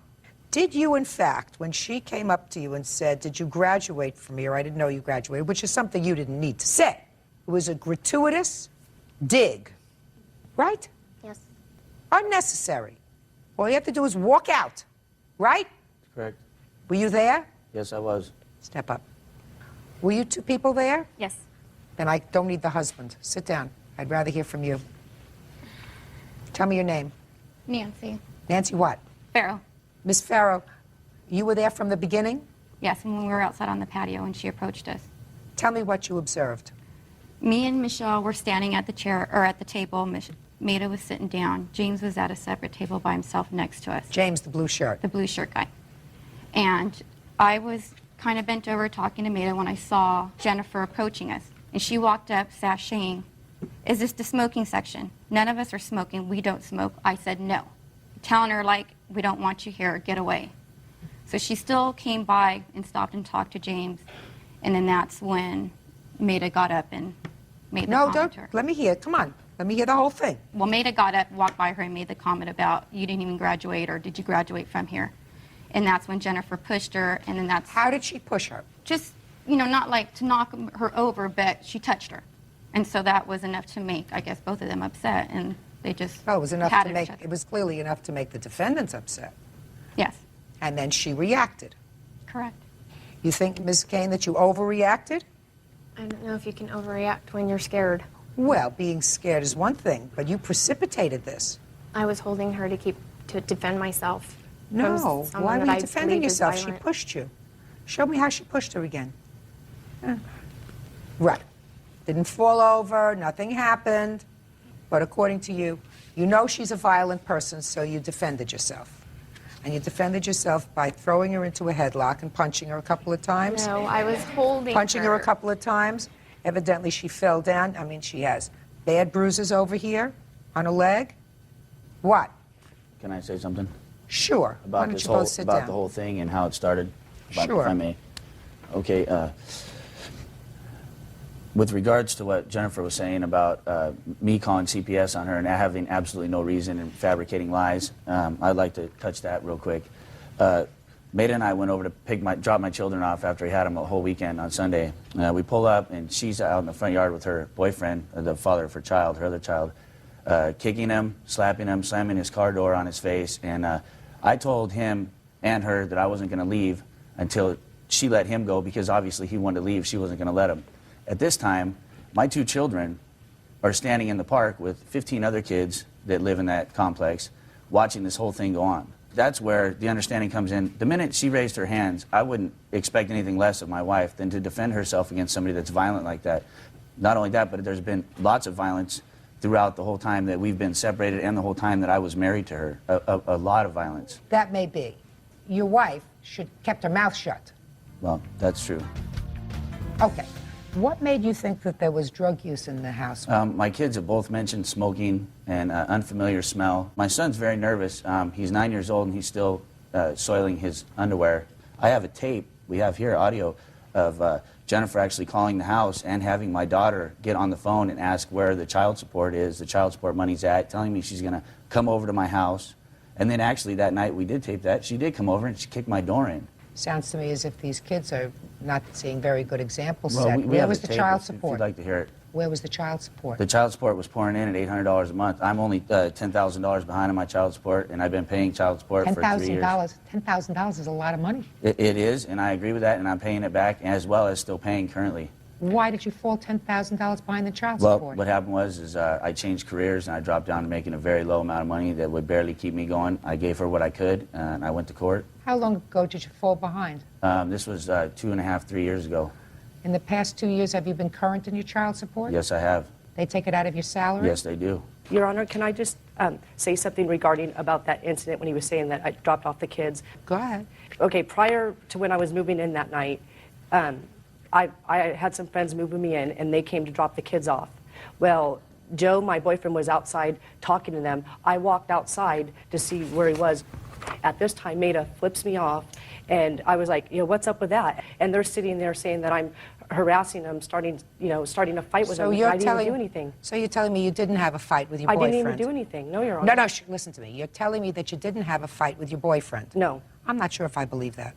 I didn't. I'm not sure if I believe that. And when I walked out, she had flipped me off in front of my children. Maybe she did that, but I'm not sure that you didn't have a fight with the boyfriend. No, Your Honor. Mm-hmm. Ever smoke marijuana in your house? No, Your Honor, I do not. I smoke cigarettes, and that's it. See, prior to this... Shh, don't say see. He had... Shh, listen to me. Is what you're telling me that you've never smoked drugs in your house?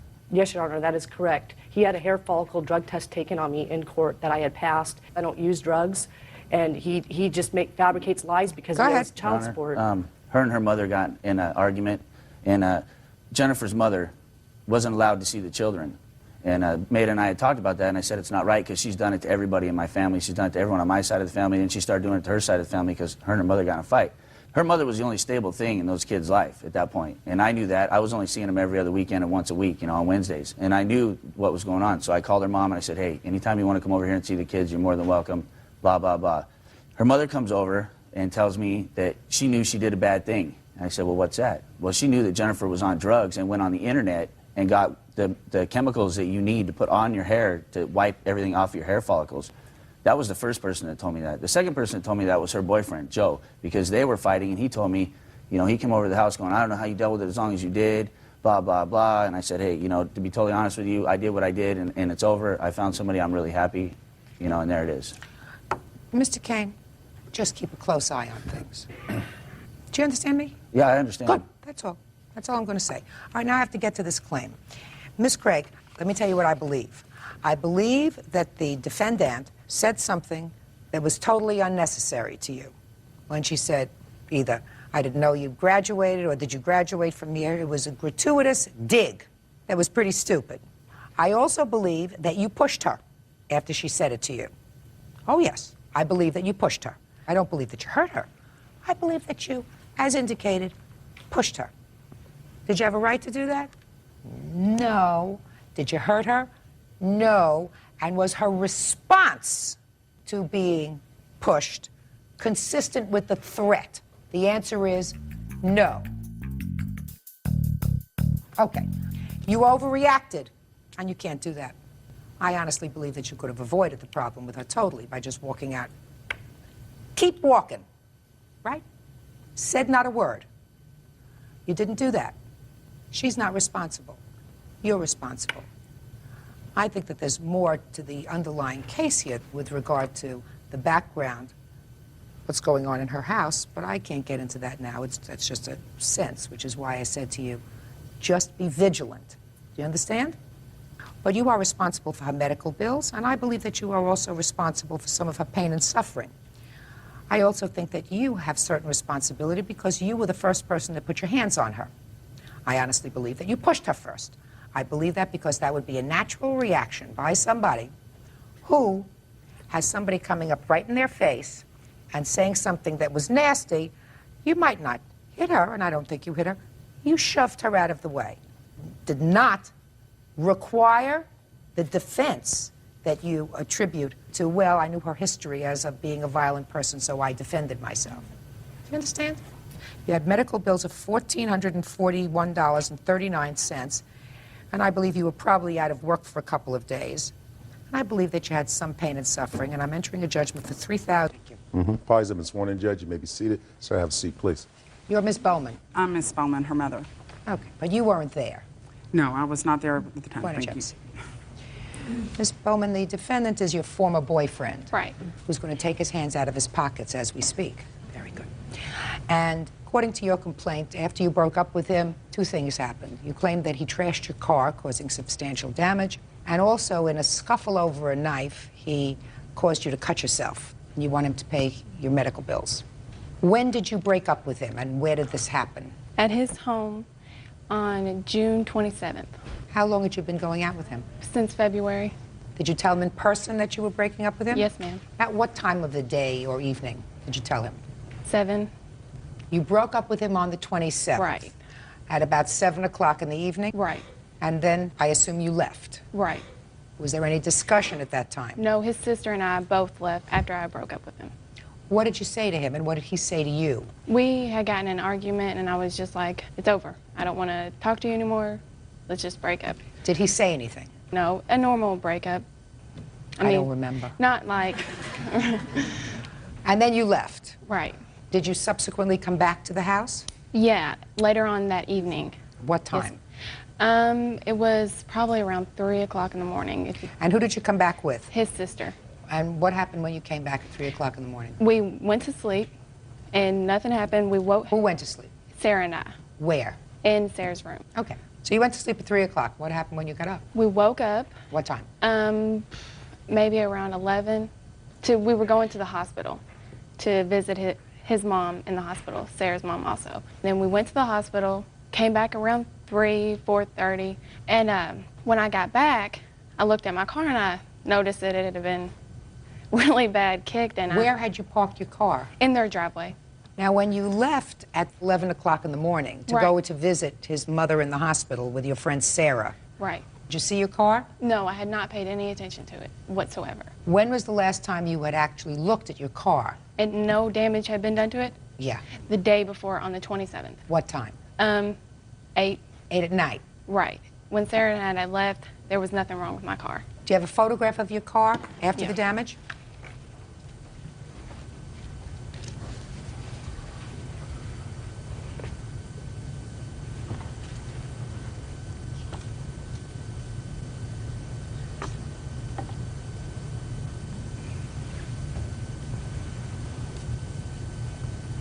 That was from a movie, right? You love that movie, right? What movie was that? Gotta think about that one. Oh, I know what it was. I know. No. I know what it was. I know what it was. Runaway Bride. It was Runaway Bride. I didn't see that one. Oh, that's a ladies' movie. Did you see the movie? No, ma'am. But you know what I mean when I say look in my eyes. Yeah. Try yes. Yes, ma'am. So someone did a real number on your car. Yes, ma'am. And then you went into the house? And called my mom, told her what had happened. And that's why your mom is here, because the car is really your mom's. Exactly. Go ahead. And called the police. She told me to call the police. He was telling me, don't call them, it's not that big of a deal. And I called the police. Well, did you ask him what happened to the car? I said, what happened? I don't know. And he said, I don't wasn't know. here. Right. And then you said you were going to call the police? Right. And what did he say when you said you were going to call the police? Don't call the police, it's not that big of a deal. And what did you say to him? I said, my mom says I have to. So I went ahead and called the police, made a report, and when I had called the police, the officer came to his house, and the officer came, I made a police report. He said, did he do it? The police officer asked me if he did it and thought I was protecting him, but I didn't have any idea. You know, I thought in my mind that he did do it, but there was no, I saw you do it. So that. Right. So what happened next? Well, after the police officer had came, he wanted to talk to me. I was really upset. I was crying. I was really upset. And I was like, no, no, no, no. You know, Sarah and I were getting ready. We're going to get dressed, and then we were going to go out that night. And we were arguing. And I don't know how it all started, but he pushed me. Sarah got up. Sarah and him started fighting. And then I got in the fight because I didn't want Sarah or either one of them to get hurt. And we were all just started a big fight. And then he started grabbing knives and was like, I'm going to... You're lying. Go ahead. He started grabbing knives saying he was going to kill himself. First, he held it to his stomach. Then he said to his wrist and everything else. All the meanwhile, Sarah and his 9-year-old cousin are both there. And after that, he had grabbed a steak knife. And he was like, I'm going to kill myself. We were standing over by the refrigerator. Sarah and his cousin were in the living room by the phone getting ready to call the police. And when he went like this, I put my hand like this, and that's how I got stabbed. So you were trying to prevent right. him from hurting himself? Exactly. Okay. Did your cut require stitches? Yes. How many? 2. But it is 2.5 centimeters deep. My palm is numb. Half my thumb is numb. I'm still going to hand specialist to see. Ms. Bowman, I just have a couple of questions for you. You break up with this guy. He has a sister who's clearly a friend of yours. Don't you think it's a good idea that after you break up with him, you don't go back to his house and contemplate going out with his sister and hanging out with his sister so that he's aware of all these things? Right, yes. Yeah. His sister was my best friend. We had been... So what? So let your sister come to your house. Right. Do you understand what I'm saying to you? Yes. It's just not smart. Right. You know, it sort of says to him, trash to you. Right. You know, I'm going out with my friends. I'm going to go have a good time, and I don't care if you're heartbroken, and I don't care if you're miserable, whatever it is. Yeah. Just not smart. Right. Not thinking. You know, you didn't think. Right. Anything? I tried to keep the relationship between us after the incident kind of steady, so... You can't keep it steady. It was just 24 hours old. I'm talking about after. I'm talking about at the time of this incident. The breakup was 24 hours old, and you're gallivanting around town, hanging out and doing whatever you want to do with his sister and coming home 3 o'clock in the morning. I mean, I'm not being judgmental about that. Right. I'm just saying to you, don't do it in front of him. Right. Because it made him mad. Right. Right? Right. Real cases, real people. Judge Judy. Jenna Bowman says ex-boyfriend John Benningfield Jr. kicked her car in a fit of jealous rage. Jenna also claims she was cut with a knife when John tried to kill himself. Let us start with incident number 2. Let's hear your version of the knife incident. Okay, well, see, yeah, we was arguing, you know, and... What were you arguing about? Yeah, I really can't remember. But we was arguing and stuff, and I was like, well, I'm just going to leave. You know, I'm just going to get out of here. And she was like, well, why don't you go kill yourself? Or why don't you go kill yourself? Or something like that in that area. In that area. And I was like, well, do you want me to? Because I was just so mad, you know, and so frustrated. What were you mad about? Just because we broke up, you know, and I did like her, you know, kind of a lot. We went out for, what, 6 months? And, you know, I mean, that's the pretty longest relationship I've ever been in. And so you were really mad? Yeah. And I was just like, okay, and I mean, I didn't have it up like this. I had it right here across my, you know, right here. And then my sister tried to stop me, and I was trying to protect the knife so she wouldn't get cut, you know, and then I don't know what happened. Next thing I know, she runs over here, and she gets cut. And then as soon as I see she's cut, I threw the knife in the sink and then helped her, you know, tended to her.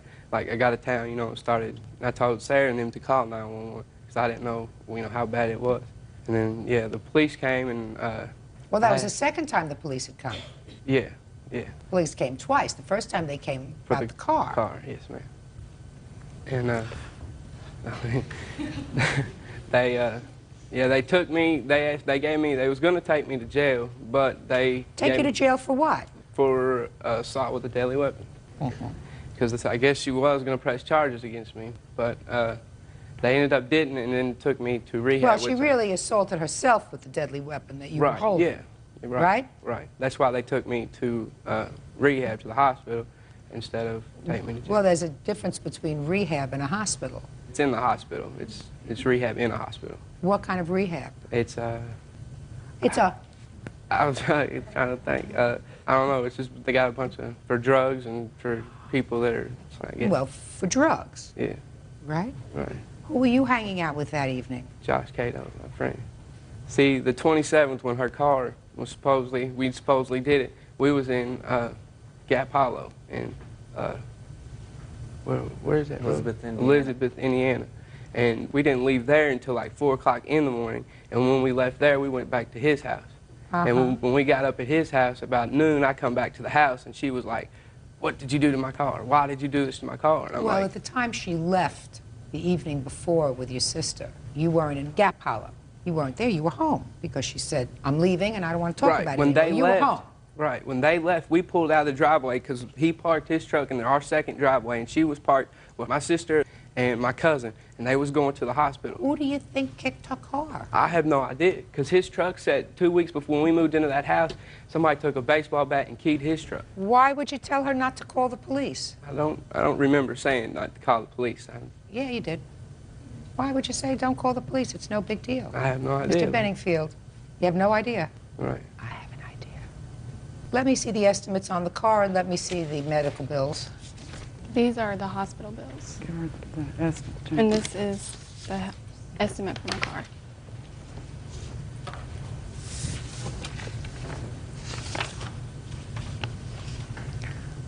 Don't you have insurance on this car, Miss Bowman? If she hits someone, we only have, Liability. because I'm a single parent, I can't afford the. That's a lot of kicking damage on that car, sir. Need really heavy boots to do a kicking job on a car like that. Ms. Bowman, what caused you to break up with the defendant? Because he was controlling and he was mean, and every time I went out with his sister, I get yelled at when I came back. How old are you? 16. How old are you? 19. Did he ever use any drugs in front of you? Well, okay. Answer the question. The Okay. answer is yes or no. Yes. What kind? Xanaxes. Can I tell you something? He was taking Xanaxes the day that this What is happened. Xanax? Xanax is a, Depressant drug. right, for, People that get panic attacks. right. How long have you been taking medication? Like, just pretty much the time we was going out. Is that by a doctor's prescription? No, ma'am. What? Yeah. You take that on your own? Yeah. Where do you get it from? Just my friends, people I know. These people that you know, I assume with medical licenses, know how much to prescribe for you? They wasn't prescribed. She's making me look like the bad person. She took them herself. She's done everything that I did, she's done. Mr. Benningfield, the problem is that you caused some damage. I didn't do that. Oh yeah, you did. Oh yeah, you did. There's no question in my mind that you did. And there's also no question in my mind, but for the fact that you had taken this knife and were using this knife in a way suggesting that you were going to harm yourself, she wouldn't have gotten stabbed. Now, whether that was a result of taking, try to pay attention. You're 19 years old. Trust me, you don't know everything. You think you know everything. Maybe you think he knows everything. You think you know everything? But for the fact that you probably are operating only on partial cylinders because of this medication that you're taking, sir, you reacted to her breaking up with you in a way that was off balance. Now, am I saying to you that she did the right thing by going out with your sister and still having a relationship with you? The answer is no. I think she acted like an immature 16-year-old. And your chronological age is 18, right? Right. Translated, probably about 9. And that's what 9-year-olds do when they don't get what they want. They hit, they scratch, they mark up somebody's walls, they do a whole bunch of things. She had the police involved. She went and she was going to press charges against me, and I had to go up to Sellersburg Police Department to give them a statement. They said they couldn't do nothing. She supposedly gave them all kind of, witnesses that I supposedly admitted it to them. But them same witnesses, when the cop asked them, did he tell you this? They was like, no. I don't care what they said, sir. I'm telling you, you trashed her car. You want to know how I know you trashed her car?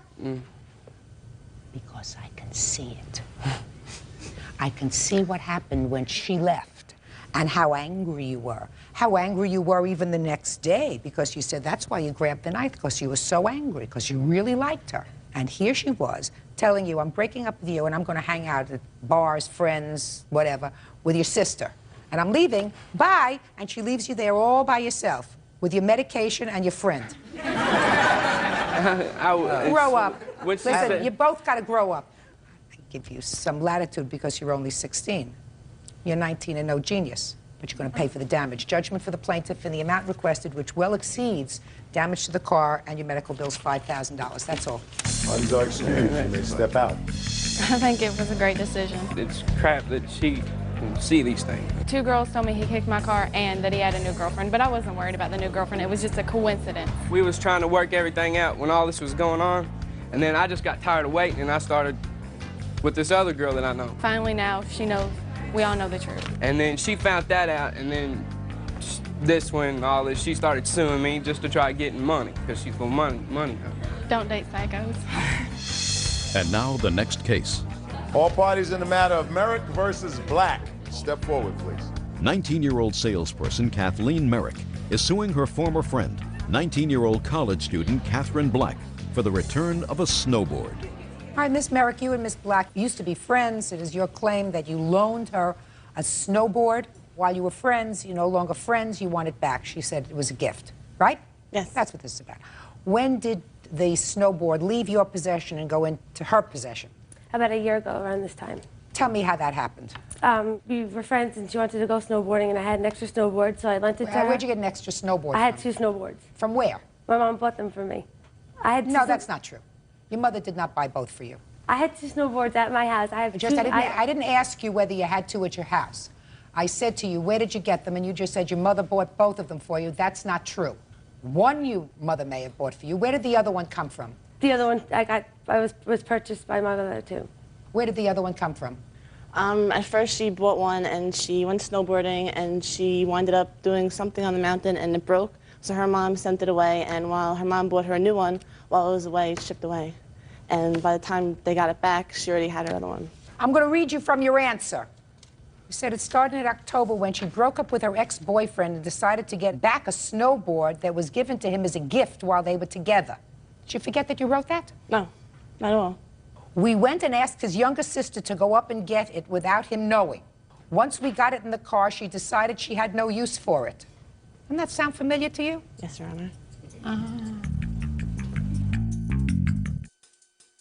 So according to your answer, she had given the snowboard to an old boyfriend as a present. When they broke up, the 2 of you went and took it back, right? Yes. And he wasn't there at the time. He got in the car and she said, I have one already, so you could have this one. Yes. I'm so glad at least I had my story straight. Does that sound familiar to you? Yes. We went to go get the snowboard back from the person's house, and I had the snowboard, and I lent it to her to use because we were going to go snowboarding together. And she gave it to me as a gift because... In the matter of Mendoza versus Orozco. Parties have been sworn in, Judge. You may be seated. Ladies, have seats. Well, you're the 2 fathers. Both daughters here? Yes. Yes. Why don't the 2 fathers sit down for a minute and have the 2 girls up here? Your first name is? Cinnamon. And yours? Irene. You were using your father's car? Yeah, he's the primary owner, but we're both on the car. He's the owner? Yeah. What kind of car were you driving? 2001 Kia Rio. Is she a friend of yours? Yeah. How long have you known her? We've known each other for about 3 years. And you knew how old she was at the time of this accident? Yeah. And you knew she didn't have a driver's license? Yeah. Tell me on what day this accident occurred. On July 4th. And you tell me in your own words how she came into possession of the car, of your father's car. We were riding around in Chino, where her father lives, and just looking around different stores. And then I had to go to work, and I had like a whole bunch of my clothes in the back. And We had like both of us come up with the idea of, well, since I'm at work and I don't get out till like way early in the morning, she said, well, maybe I could take the clothes to my father's house. And I said, okay, that sounds fine. I trust you. And so I gave her the keys to the car, and then she took the car, and I was at work, and after that I got a phone call at work that my car had been in an accident. Did you ask her if you could have the car? No. It was a mutual decision that if she drove to work, and I would drive the car back to my father's house. Did you have any discussion about you not having a license? Yes. Tell me about that discussion. She was like, you don't have a license, and I was like, I know. I don't know, it's just, I don't have a license, and then she was like, well, I was like, oh, I'm a safe driver, and she was like, okay. Now, how did you have this accident? I was, after she had dropped, I took the car I got on the freeway, and I was driving back to Chino. We were in City of Industry. I was in the farthest left lane, but not the carpool lane, I guess the fastest lane. And fastest lane, I was going without a license? I was going 65. Yeah. And she's been going 20. Okay, I was going 65. Go ahead. There was a blue van on the side of me and a white Camry tailgating me, and there was a car coming up on the carpool lane. Half of the car was in front of the Kia, and then it started moving into my lane. The white Camry was... It's getting too complicated. How did you have the accident? I'm telling you. Well, it's getting too complicated. Did you hit somebody or did they hit you? No, nobody hit nobody. That's what I'm telling you. Well, just tell me, the car flipped over, the car hit a guardrail? No, I slammed on the brakes to avoid hitting somebody, and it hit the back end, hit the guardrail. And I swerved to the exit lane, by the Diamond Bar exit. Okay. All wouldn't have happened if you weren't behind the wheel of the car. I know. And maybe wouldn't have happened if you weren't driving in the passing lane. I know. Right? Yes. Okay. Now, what's the damage on the car? The total damage came to about $7,000. Mm-hmm. Now I'll have the fathers up here. With the girls. Stay with the girls. Mr. Roscoe, you are divorced from your daughter's mother, is that right? Yes. Who does she live with? Her mother.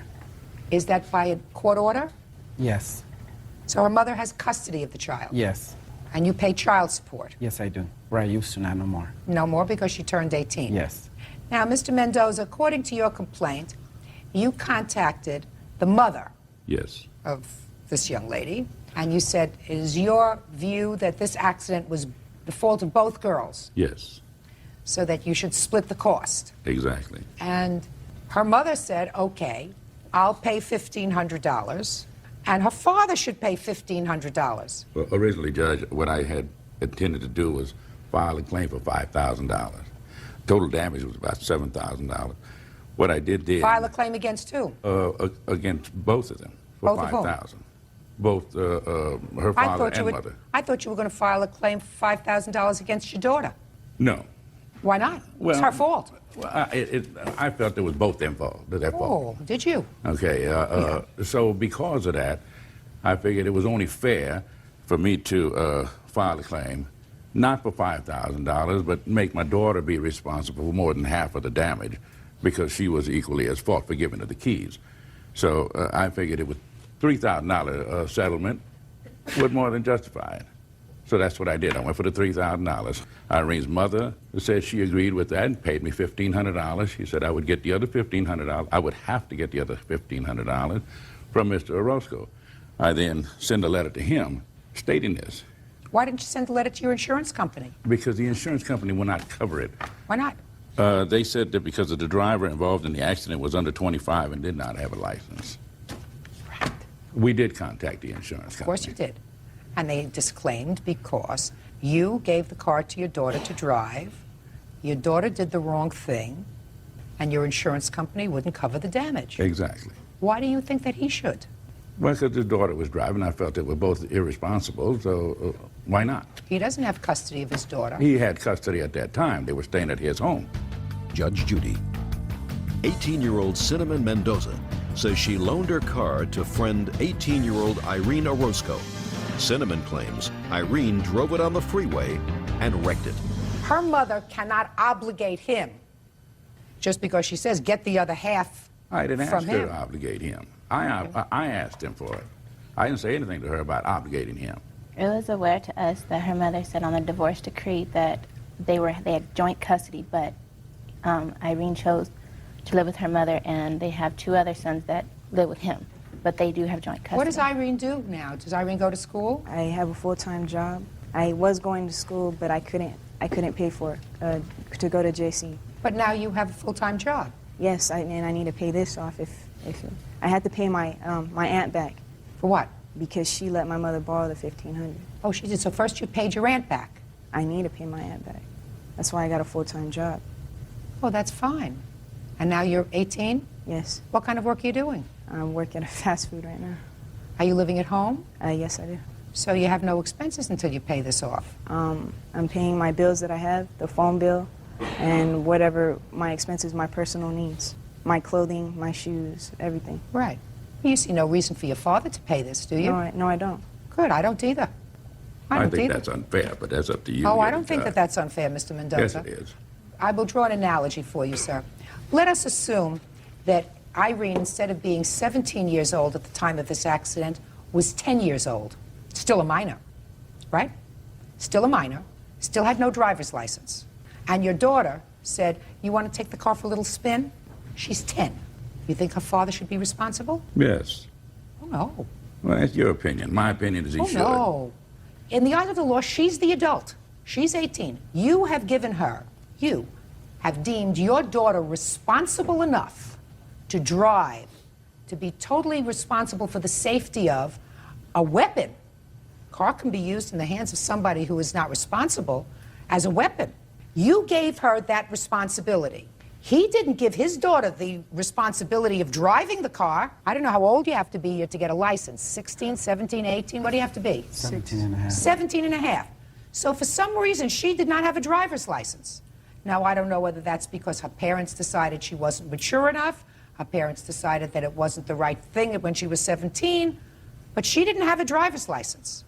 So her parents said, no driver's license for you. You said to your daughter, not only can you have a driver's license, you can also have a car. They didn't make that choice. You did. And if your daughter wasn't responsible enough not to safeguard that car and not give the keys to somebody who was not equipped to drive it, I don't see why they're responsible at all. The fact that you got $1,500 from the mother is a gift.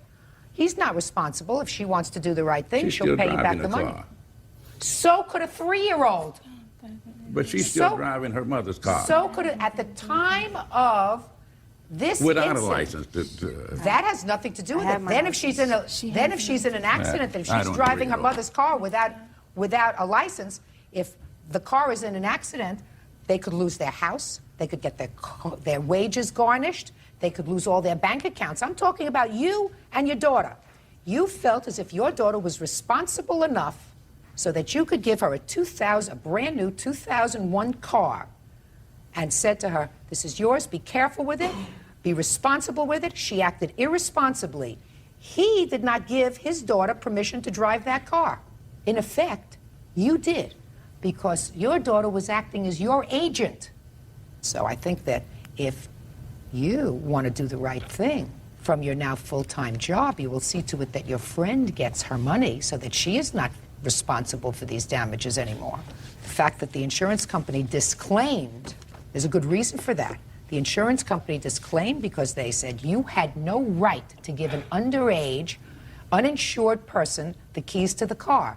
I say the same thing. This case is over. Parties are excused. You may step out. She came home and said she had an accident, and first she told me it was her. He should have taken responsibility, never handed the keys to my daughter. It caused a lot of tension, but we're still friends. I mean, it's money. We're not. Money's an object, friendships, forever. I was just happy that she's alive. And now the next case. All parties in the matter of Smith versus Smith. Step forward. 60-year-old singer Myrna Smith is suing her daughter-in-law, 33-year-old computer specialist Candy Smith, for an unpaid loan to hire an attorney. Mrs. Smith, the defendant is your daughter-in-law. Yes, she is. According to your complaint, there came a time when your daughter-in-law needed some money. She needed some money for an attorney because she was going to be involved in a custody dispute with her former husband. You have 2 children from your prior marriage, and you loaned her the money, yes. $5,000. And it is your claim that she has not repaid you. She has not repaid. And your daughter-in-law believes that she has the right to offset that money, and she's going to explain that to me. When did you make this loan? I made the loan May 1st, 2000. Do you have the canceled check? Yes. Can I see it, please? And this is also my statement.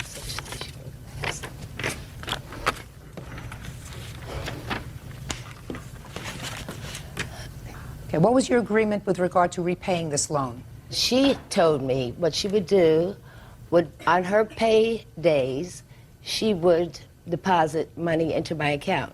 However, that did not happen, so finally I went through my son and I asked when she would start making the repayments, and she decided that she would make the payments, but she wanted to put them into my savings account instead of my checking account, and I felt she had no right to know what was in my savings account. And she was very inquisitive about my money and how it was spent. Okay, and as of today's date, you have received no money from this No. $5,000. And you acknowledge that, but for your defense, you did not repay this money out of paychecks or anything else. No. Okay, now I'll hear your defense. Actually, what happened was that at this time, when we had moved into the house, she had given What me... house? We had purchased a house together. She had actually sold her previous residence, and she had used the down payment to purchase a house so that we all can live together, and we were sort of helping each other out. And help yourselves as well. Right, and help All right, so ourselves. what was the arrangement? She put the down payment on this new house. Correct. How much was the down payment on the new house? $100,000. She put down the $100,000 on a house that you were all living in together. Correct, and it was under my husband's name. Was there a mortgage on this house? Yes, there was. How much was the mortgage? $185,000. And I gather from your papers that you and your husband make the mortgage payments. Correct. How much were the mortgage payments? $1,703. $1,703. And how many people from your family, you and your husband, you have a child together? Yes, we have one child together and 2 children from my previous marriage. So there are 5 of you all together. Correct. And how many people, other than your mother-in-law, were living in the house? The grandmother and also the uncle. Grandmother or uncle paying any money towards the house? He needs to answer. I can't answer. Step up. Mr. Smith, how much money was your uncle paying to the house? My uncle was scheduled to pay $400 a month, but unfortunately that rarely happened. What about your grandmother? No, nothing. Okay. How many months did you live in the house? If include January, 8 months. How many mortgage payments did you make? Because that's your defense to this action. How many mortgage payments did you personally make? Roughly 8 months. You have proof of those payments? Show her proof that you were paying mortgage. What is that? This is the household account that my son and I had to make payments for anything regarding the house. This is how our bills were paid. Can I see it? And I'll see your checks for the mortgage payments. That, unfortunately, that I do not have. I didn't know that was going to come into question. You have a bill, though, right? I have a bill. No, I don't need a bill. I need the mortgage payments. Your defense, Mrs. Smith, right, is that it wasn't working out and the house was going to be sold, wasn't working out with all you folks living together, and your mother-in-law insisted that the deed be turned back to her. Mm-hmm. It was, and you believe that you can set off the number of mortgage payments that you made on the house against the $5,000 that you owe her. That's your defense. No, in a not nutshell. exactly. Not Well, exactly. I'm sorry. Can I clear this up? Okay, my defense is that because of some illegal activities that took place, we had no other choice but to move. No. I don't want to hear that. Yes, we had to move out of the house within 2 weeks. We had told her we were selling the house because of what was going on. With the money that we had, we had to actually use a lot of money to leave the house when we shouldn't have had to leave the house. Is that your defense? We shouldn't have to have... Just a second. Is that your defense? Well, yes. That because of what you perceive to be some illegal activity that was going on in the house, you chose to move, which was a very good judgment, and you believe that your mother-in-law owes you money, the money that you had to spend to find a new place. Right. That is included with the money that we spent with the mortgage. This is all tied together. Well, so I'm going to eliminate your first defense. Your first defense is no defense. Now let's get to the mortgage payments that you say you made. Do you have any other checks? The only checks that I would use for the mortgage payments was the household account. Okay, and who put money into the household account? It was my wife, myself, and then my mother. And your mother? Yes. Well, how much money did you put into the And my brother. Just a minute. How much money, and the $400, and how much money did you put into the account every month? $1,900 a month I put into that account.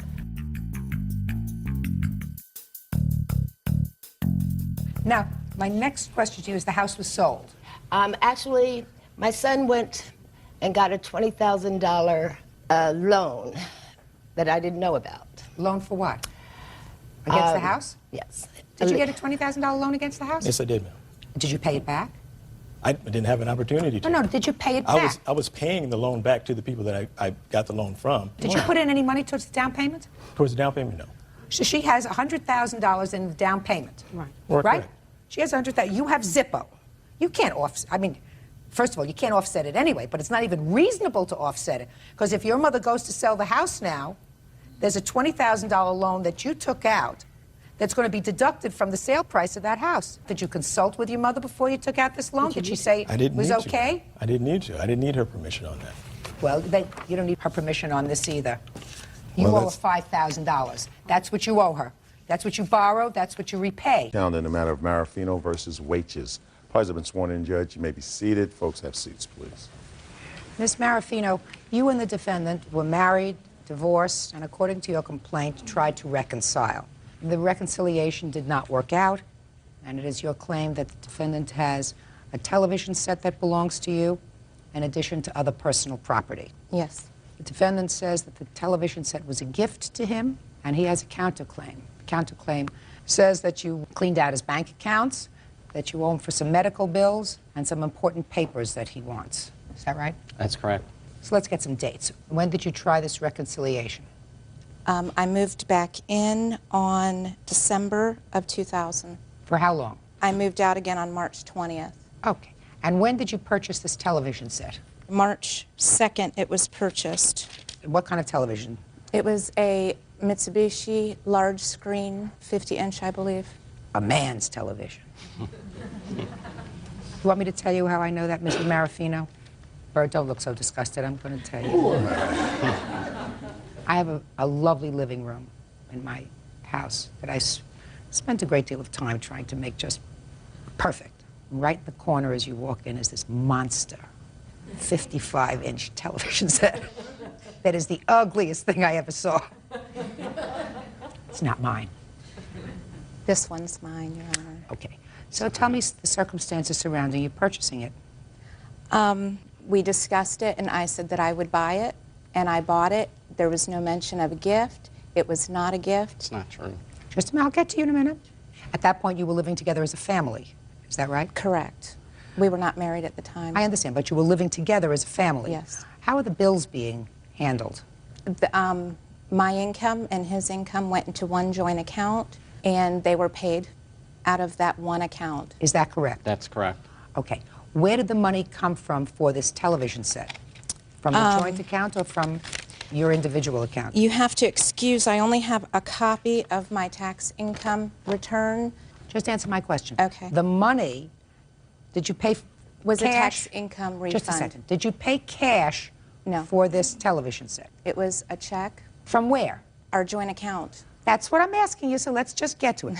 What you're saying is you both pooled your money into a joint account. Yes. And from that you paid all the bills. Yes. And when you got your income tax refund, it went into the joint account. Yes. And it was from the joint account that the television was paid from. Yes. Is that right? That's correct. Now, you explain to me why, sir, you believe this was a gift to you. Basically, I had wanted a big screen TV, and we were saving up money to make that purchase or whatever.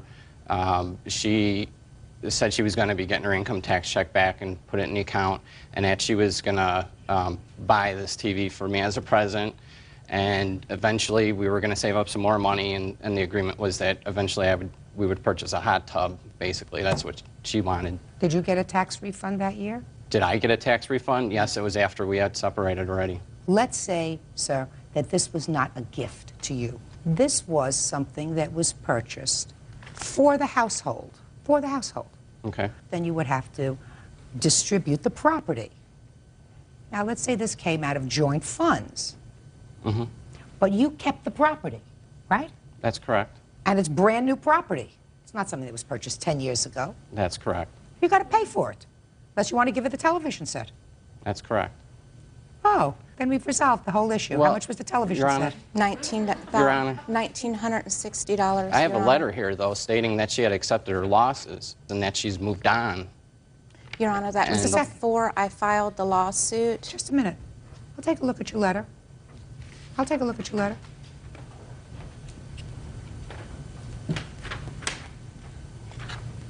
That was a letter I received a few days after she had come and taken everything. You mean you want me to read the part where she says, I've cut my losses with my possessions and have moved on? Right, correct. Give her the money for the television set, sir. You watching it? You watching it? It's in your house? Yes. Then you pay her for it. It came out of a joint account. But as you said, most of it was paid for, or if not all of it was paid All of for it, out of Your Honor. all of it was paid out of her money, and the expectation was you were going to save up more of your joint money and buy her what she wanted. The relationship terminated before that, so she never got her end of the deal, which was her hot tub, right? That's correct, but... Good. Okay. $1,960 television set. Personal property. What kind of personal property are you talking about? My son's sporting goods stuff. I had a police escort, so there wouldn't be any problems. The police officer told us both that whatever he said I could have is what I could get because he owned the home. I asked for a walkthrough of the house. I didn't really see anything, and the TV was nowhere in the house. Anyway, my stuff and my son's stuff... Where'd you move the TV? Your Honor... Where'd you move the TV? It's a big TV to move. Where'd you move it? to a friend's house. Why? Why? Because I didn't want any trouble. I didn't want to be fighting and starting a fight. We had problems with our relationship. She left. She cleared out the whole I'll get to checking your and savings counterclaim account. in a minute, sir. Do you have her son's sporting equipment? Yes, I do. Where is it? It's in the garage. Good. You give it to him. What else? That's... Assorted clothes, assorted kitchen stuff. Forget it. A treadmill. You have her treadmill? Your Honor, that treadmill was at the house, and when she came to get her possessions, she said that it would not fit in her house, and she left it on the back patio. It's still there. Yeah, it's still there. You want to make arrangements to go and get it? Go and get it. Well, Your Honor, it's been out in the rain. It was... Should have filed your lawsuit before. You're not going to get money for it. Real cases, real people. Judge Judy. Maria Marafino says ex-husband Felix Waiches owes for a big screen TV and the return of her property. Now, you say that she cleaned out a bank account. What bank account did you clean out and when? It was our joint account, basically the day after she had left. Can I see it? It's all highlighted, the amounts and the day she had done it. Just a minute. Just a minute. Did you withdraw money from the checking account? There was $1,400 in the checking account. I took out $700. There was two right in a row there, Your Honor, one for 700, one for 726 right underneath it. Yeah, and you must have took that out because, Your Honor, I did not. Well, there's one on the 25th and there's one on the 26th, Right, sir, so I can't tell. You might have taken one out the next day. Is that possible? Not that I recall, I did not. Well, I mean, not that you recall. Well, I know for a fact I did not. Fine. She was going to clean out the checking account. She would have done it on the same day. Also, Your well, Honor... now, Your Honor, on there, on the second page, you can see she went back into the account the next month and withdrew more money out of the account. She proceeded to use... You're talking about $41.75? Your Honor, And I she did had take told me- $40 out, and $175, I think, was a little ATM charge. Why did you take it out the following month? Because I needed food, groceries. Okay, I but went you'd out already with... taken out your half. Oh, yes, ma'am. Yes, Okay. ma'am. So he gets credit for $41. Okay. Now, the savings account, you took There the was whole thing. $305 in the savings, Right. and I took out $300 of it. That's not half. Did you both put money in the savings account? No, Your Honor, he has a business account that he was putting money in as well that had over $1,000 in it at the time. No, that doesn't answer my question. Were you both putting money in the savings account? Yes. Then you were only entitled to half, not the entire amount. Okay. So he gets credit for $150. Okay. Can I explain why I'm actually asking for more money? No, I'm not interested why you're actually asking for more money. Well, Your Honor... I'm not interested. Anybody who takes a television out of the house so that it's not there, I'm not interested in what they have to say about that. You took out half. You have half. Now, let's hear about the medical bill, sir. That's another part of your counterclaim. When we had gotten back together again, I had received an income tax check. I had signed the income tax check over to her to get a breast enhancement, and basically I figured if she could give this TV as a present to me and ask for it back, that was a present to her. He'd like my implants back? Forget it. What's next? It's an interesting theory. Let's go. Next. Papers. She has papers from the house, mortgage papers and everything like that. Is the house in your name? Yes, it is. Those his papers? Yes, ma'am. Give them to him. This was in one of the garbage can bags that he packed of my stuff. It's not They're all very there. organized. 191. So $1,769 for the television set if he's going to keep Your it. Honor, that's out of a joint account. I don't understand that. Is it back in your house? Yes, it's in my house. You've moved it back. Yes. Pay for it. Even It's listen just- to me. Listen to me. Even if I take what your excuse for this television set was as gospel, the agreement was that since she was getting the money at that point, and you want, I'm speaking and you're not receiving, Okay, I'm hearing what you're saying, Your Honor. that the television set was going to be purchased first, and then when you got your money, your tax refund, you would purchase the hot tub with your money that would go into the joint account because that's what she wanted. Well, that contract was never fulfilled. It was never fulfilled because I'm speaking and you're not receiving. You're going to try to talk around me, over me, through me. It's not going to work. Your contract, therefore, with her was not fulfilled. And she gets either the television back or the money for the television back. $1,769 judgment for the plaintiff. That's all. Thank you. Parties are excused. You may step out. After now, we will never be together again. I think he's a selfish, evil man. And now the next case. All parties on Moeller versus Stevens. Step forward, please. Commercial pilot Doug Moeller is suing his neighbors, Roger and Jackie Stevens, and their son, 17-year-old Brian. Doug says Brian purposefully damaged his daughter's bicycle. The Stevens are countersuing for the cost of a bike and damage to their screen door. Mr. Moeller, it is your claim that the defendant's son damaged your daughter's bike. That's correct. The defendant says that he caused no damage to the bike, and they are counterclaiming because they say that their daughter's bike was stolen from your backyard and it's your fault. B, that your son tore a hole in their screen door. You weren't there during this bike incident? No, ma'am, I wasn't. I'd like you to sit down. Okay. And your children up here. Now, you weren't present either, is that right? Correct. So you can sit down, leaving the alleged perpetrator standing. When did this happen? Around midsummer last year. Tell me about the day. We went over to see my cousin that we always play with. You have to speak up because I can't hear you. Tell me your first name. Timothy Moeller. All right, Timothy, keep your voice up. You hear the way I'm talking? Yeah. Try to do it. Okay. Good. Okay, go ahead. Brian started jumping up and down on the bike. That's Brian. Yeah. What were you doing on the bike? I was sitting on it. I've never seen a bike like that before, so I was testing out the shocks. Testing out the shocks. Right. And how, Brian, were you testing out the shocks? I bounced up and down on the seat a couple times and lifted the front tire off the ground about 2 inches and then let it go. It was a girl's bike, wasn't it? No, it wasn't. It was a boy's bike. Yeah. Big or little? It was big. It was a 20-inch. Your Honor, could I give you a photograph of the bicycle as Yes, evidence? I'd like to see it. This is a photograph of the bicycle with a bicycle license, and it shows that these are actually children's bicycles. Quite a bit smaller than an adult would be riding. Mm-hmm. Small? I didn't think it was. Small? Okay. Okay. Who told you you could get on the bike? Nobody. Can I see the wheel, please? How old are you? 17. I So was 16 get a job at and the pay for the wheel. Wheel's all bent. Wheel's all bent. Would you step up, sir? Okay. We'll make very quick work of this part of the case. Your son got on a bike without permission, tested out the springs, didn't ride it the way it was supposed to be ridden, and they say as a result of that the wheel was broken. So? Well, according to my witness, my daughter and my son, when he got off, it was still on the kickstand. She got back on it. She rode home on it. We felt that if he had done it, she would have went home. If she'd have done it right then, she'd have went home and told her father, hey, Brian just damaged my bike. But the story that we got is that the next day or so, he noticed the damage, came to the children and said, what happened to your bike? We're not sure. We think maybe when Brian was on it, you know, and so we just don't feel that he did it. It may have happened later. Well, what you feel is irrelevant. Okay. Relevant facts are he got on a bike without permission. He was testing the shocks. Okay. He's a big boy. He jumped up and down. I mean, at least he's telling the truth.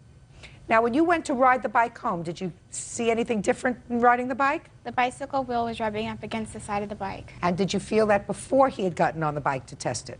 No, ma'am, I didn't. Okay, so now I need the bill. I mean, it's not malicious, it's not terrible, but you pay the bill. $106, is that what it cost? Mm-hmm. Good. Now, let's get, what? Your Honor, could I speak for just a second, please? Sure. What we've heard here is in a large part a fabrication. In fact, I'd like to call Michelle Stevens as a witness, if I could, please, Just a Brian. second, sir, you just won your case. Why do you have to call Well, anything? I know, but there's a little bit more than $106 involved here. What? It cost me $27 to file this in small claims court in Wichita, Kansas. Oh, okay. And there was more damage to it than just the wheel. The handlebar extensions were damaged, the pedals were damaged, the bicycle seat was torn up. I asked for the bill to fix Yeah, it. you got the bill. You That's got correct. the bill, Yes, ma'am. $106.40. That's correct. That's the bill that you gave me. That's correct. So? Well, I guess that's the end of the story then. That's the end of the story. All right. You just won. Okay. Sit. Very good. This is not a major toxic waste pollution case. I understand. A bent bicycle wheel. All right, let me get to the bottom line of your case, which I've read. Let me see if I understand it. Your daughter was playing over at their house. The plaintiff wanted to go someplace. And according to you, he said to the kids, why don't you just put the bikes in the backyard? The daughter put her bike in their backyard. The bike was stolen. And based on that, you believe it's his fault. His responsibility. No, that's wrong. How old is your daughter? 13, So she had the capacity to say, I'm going to go put my bike in my garage? which she did. And he said, no, just put it in our backyard. We won't be gone very long. And both of the girls' bicycles got stolen. You want to go further and tell me about this torn screen? This is just When did that what I happen? get from the kids. This was last summer. Did you tear the screen in Mr. Stevens' house? No, ma'am. You have a witness with regard to the torn screen? Yes. My I'll son. hear you, Brian. I was inside the house, and these two kids and my sister were inside, and I was trying to watch TV, and they were being loud, so they went outside. I locked the door, so they were locked out. I heard a noise at my window, and I opened the curtain, and Timothy was there with a stick poking a hole through it. Did you poke a hole through the screen? Did you replace the screen? No, but I have an estimate to have it replaced. You went through a whole summer with a screen with a hole in it from a stick? Yes, ma'am. Get a patch. I can understand why you're aggravated, but it's unfortunate that people who had a rather pleasant relationship have any tension because of this. That's your fault. They're all a lot younger than you are. So the first thing that happened was you locked your sister and her two friends out of the house because you wanted to watch television in peace. Is that what happened with the screen? Stupid. Then you got on a bike, jumped up and down on the bike, not your bike, and bent the wheel. Also stupid. As a result of that, two families, which had, I assume, gotten along reasonably well together if you let your daughter go with the plaintiff before, have any kind of friction now. Very, very stupid. Judgment for the plaintiff in the amount of $133. Ms. Morris. Parties have been sworn in, Judge. You may be seated. Young lady, have a seat, please. All right, this is a little complicated. Let me see if I can simplify it. Ms. Dawkins, according to your complaint, about a year ago, your boyfriend was arrested and was incarcerated. The defendant was a friend and also was a paralegal by trade. You claim that you paid the defendant $2,500, that she said that she had an attorney who would be very good for your boyfriend, and that the $2,500 was a retainer. And then later, when he was given a public defender, she said that she would work with the public defender to file motions and do other things in her capacity as a paralegal. Is that correct? Yes. Subsequently, you found out from the attorney, the public defender, who had been assigned to represent your boyfriend, that he told her to stay out of it and not do anything. So you want your $2,500 back. Right. Is that this case? That's it. Ms. Morris says that the $2,500 was in fact paid to her, but it was for the return of a loan. Now, first tell me, just my own information, what was your boyfriend arrested for? It's for a murder. He's still in prison right now. And he still has a public defender. Right. Did the attorney who Miss Morris said that she had that would be very good for your boyfriend, did he ever appear in court? No. When did you give her this $2,500? In November 2000. Did you give it to her in check or cash? I sent her a money order with cash. You have a copy of that money order? Yes. I'd like to see it, please. Well, Western Union receipt. I'd like to see it. I'd like you to tell me, Ms. Dawkins, about the discussion that you had with her when you sent her this check. Like you said, my boyfriend had went to prison, and because of that, we called on Paulette for legal advice, and she told us that she would see what she could do. And she told me that he would need a lawyer, and she had a friend that she was going to talk to. So she did that. I talked to Paulette a couple days later, and she told me that if I got $10,000, that we would be able to retain this lawyer. All I had at that time was $2,500, and his mother tried to come up with the rest of the money, but we couldn't. So he was given a conflict panel attorney, and we left it alone because we knew we weren't going to come up with the rest of the money. Then she told me that she had spoke with his attorney and that they agreed to work on that. The attorney who was assigned to him, yes. She told me that she had spoke with him and that they agreed to work on the case together, but since he got paid through the state, that I would have to give her the money that I had already had, the $2,500, for her to file the motions and to do some research on her own on my boyfriend's behalf. Is that when you sent the money? Yes. Go ahead.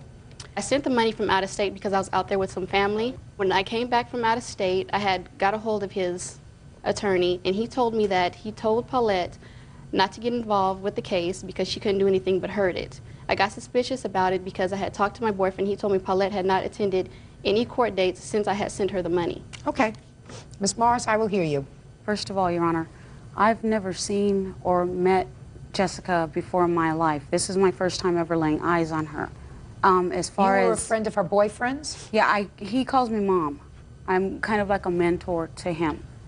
And Not such a good mentor if he's in jail for murder. No, that... Okay, go ahead. Go ahead. Prior to him being arrested, I've been helping him try to find a job. He really was pushing the pedal and finding a job. He eventually found a job. The date that he started his job, he got arrested, being in the wrong place at the wrong time. Prior to that, I had loaned the ex-boyfriend a total of $1,200 to help him with her to move into an apartment complex to get on his feet. And he told me that he would pay me back $100 a month. Mom, I will pay you $100 a month until I pay you back. And that's fine, it's no problem. I'm a gambler, Your Honor. So, you loaned him $1,200. I loaned him $1,200. Right. And what he asked me to do was to find him an attorney, which I did. I had a friend who practices in criminal law. I have never, and I really get offended when someone refers to me as a paralegal because I've never even held myself out to be a paralegal. I don't even do paralegal work. I'm not following you, Miss Morris. Is it your claim that you loaned the ex-boyfriend money and this $2,500 was repayment of that loan? $1,200. $1,200. Okay. Okay. Now, no, is that your claim? The $1,200 is a repayment of the loan? Correct. Okay. And what's the rest of the money for? Okay.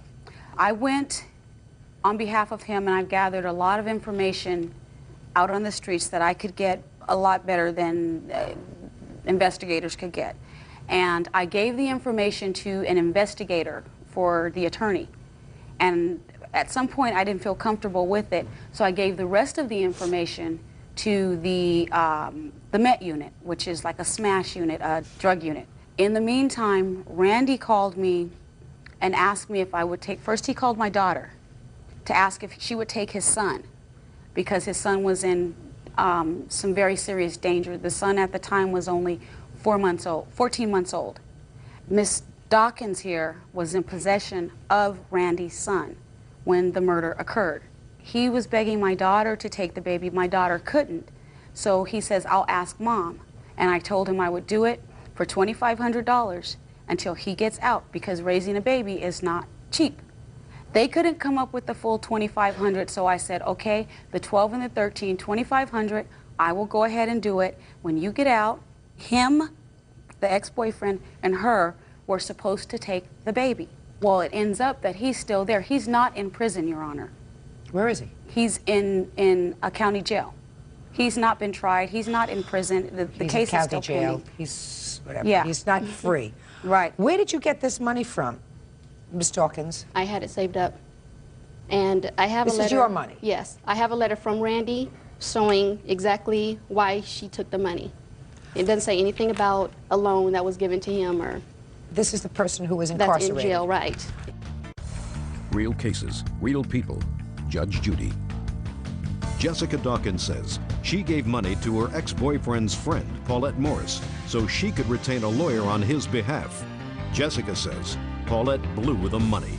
Let me tell you the problem with your defense, Miss Morris. Your loan agreement was not with the plaintiff. Your loan agreement, if I believe you, was with a person who was incarcerated. And there is no proof that the person who was incarcerated paid that money, that she paid the money. However, there is, Your Honor. Tell me what that is. The reason I'm being brought here today is because Ms. Dawkins found out that my daughter Kyla here, who was really close friends with Randy, was seeing Randy. She found out about that, and that's when holy hell came about. Her problem is between her and my daughter and Randy. I'm How being old is your drawn daughter? into, my daughter's 19 years old. What do you mean she was seeing Randy? My daughter had a boyfriend at the time. Jessica was with Randy at the same time. They were all kind of hanging out and having fun together. I had no idea that they were seeing each other, you know, other than being friends. Let me ask you this question, Ms. Dawkins. Did you ever have a telephone conversation with the defendant? Yes. When Several. did you have that telephone conversation? I've had several conversations with her. Relative to the $2,500? Probably around June or July that I spoke with her and asked her about the money. What do you mean asked her about what? Because this is when I found out, this is when I had got back and I had spoke with Randy. He told me she had not been to his court dates. Since I gave her the money, he hasn't heard from her. So I had called her up to see what was going on with that money and why she wasn't doing what she promised. And that's when she told me she had the baby, and I have never had custody of Randy's son, ever. Who asked you to send this money? She asked me to send this money to her. Did you speak to Randy first? Yes, but he did not tell me to give her the money. I didn't speak with Randy that much because they're collect calls. I can't speak with him that much. I spoke with the defendant, and she told me she would need the money to file motions and do research. Miss Morris, where is this child now? The child is residing with me. In January, I will be adopting the child. I have a letter here from Randy as well, asking the judge court, and it is in the papers as to him wanting me to take the baby. As far as me not going to Randy's court appearances or anything, he requested me not to for the safety of the baby. Well, this letter does not give you the ability to adopt the child. No, I have. Give his consent. I have the. Did you file a petition to adopt the child? I have the petition for guardianship. Guardianship is not adoption. No, I have. The laws have changed within 1 year. In January, the adoption procedures will be. Will start exactly. His parental rights have to be terminated. Where's within the mother? 1 year. The mother is in a youth halfway home. She just got out of juvenile hall. Are you paid any money by the state? Now I am. Morris? Yes, I am. Let me finish.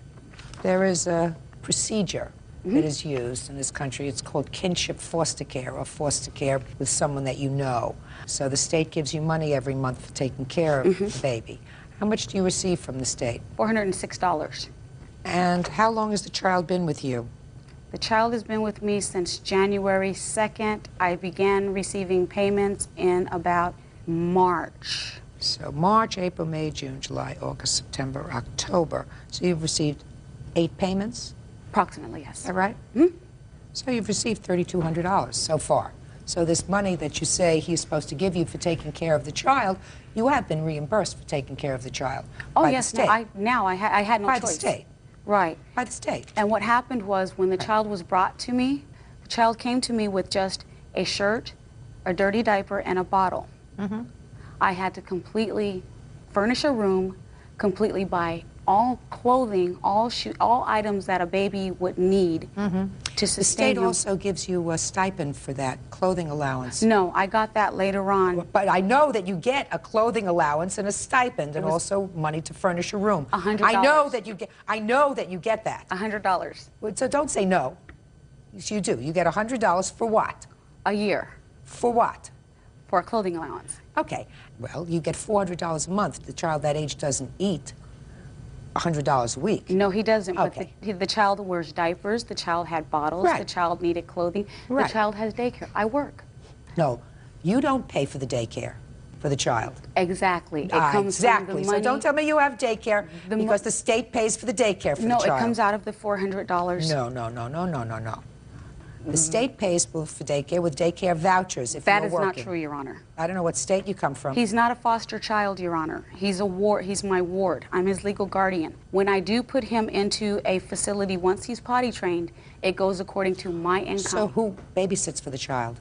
Whoever I can get to babysit for him. Who do you get to babysit for Usually the my child? relatives or some really Right. close friends. Okay. And I also, gotcha. Your Honor, here... I gotcha. Okay. On the other point, the papers that I'm showing here where I did give Randy the money for him and the apartment for him and Jessica, which they both were dwelling in, is here. My daughter been there. You're living in an apartment that she helped fund? No, I didn't know anything about that. If she helped Randy fund an apartment, then Randy needs to pay her back. Right. Did she reside I did in the not know. apartment? Doesn't make any difference. I didn't know anything about any The money that loan he was gave not her. made to her. The loan was made to him. If you had a misjudgment, Miss Morris, with regard to the person to whom you made a loan, you can't visit that on her. And there is no proof that the money that she sent you, the $2,500, came from Randy. I know it didn't come from Randy. Well, if it didn't come from Randy, it has to go back to her. And if he ever gets out of jail because you say he was in the wrong place at the wrong time, then I assume that he will be acquitted of these horrendous charges. And at that time, I assume he'll pay you the money back that he owes you. But that's not her responsibility. Judgment for the plaintiff in the amount of $2,500. That's all. Parties are excused. You may step out. I honestly believe that it was behind jealousy because of my daughter and her ex-boyfriend. There are plenty of men out there. I don't need to hold on to someone that's in jail that's going to mess with someone like that. And now the next case. All parties in the matter of Luster versus Fair. Step forward. 22-year-old makeup artist Kelly Luster is suing her ex-boyfriend, 33-year-old general contractor Herbert Fair, for unpaid credit card charges and for the balance of a computer. Ms. Lester, according to your complaint, the defendant is your former boyfriend. Correct. And there was a time when you allowed him to make purchases on a credit card. Correct. When you broke up, you put a stop on that credit card and said that you no longer wanted him to be able to make purchases on it, and the next day or something he made $677 worth of payments on the credit card. You say that there have been no payments on that amount and you want him to pay you that amount because you're not together anymore and you don't want to be bothered with him and come chasing him and the bank is looking for you and it affects your credit. Correct. In addition, you allowed him to purchase a computer on your credit card. We opened up a gateway account and it was under my name because I had good credit. And we paid the payments together. We lived together for about 3 years. And the payments were fine. We paid them together. And as soon as we broke up, I was paying the payments, and the computer remained at his house. He agrees that he put that money on the credit card, $677. I do. And what's left on the computer is what? The amount is $1,357.88. Now, Mr. Fair says he did pay for a substantial amount of the computer, and he does acknowledge that there is an additional amount owing on the computer. His defense is that he made some sort of a loan for some plastic surgery that you had. It doesn't matter what the loan was, Your Honor. I just basically... He loaned me money. I lent her money. I just...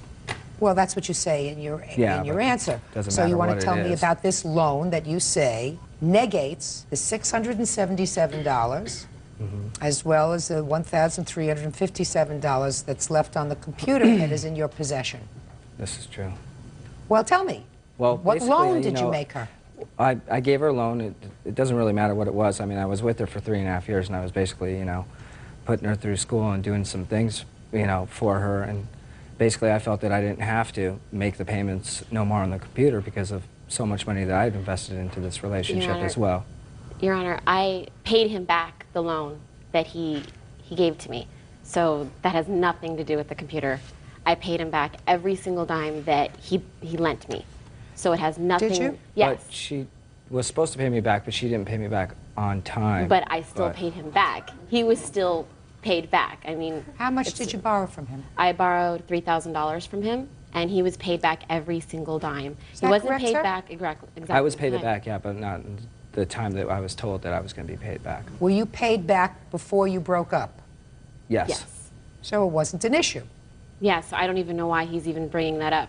I think he's just using that because he knows that he owes me for these things.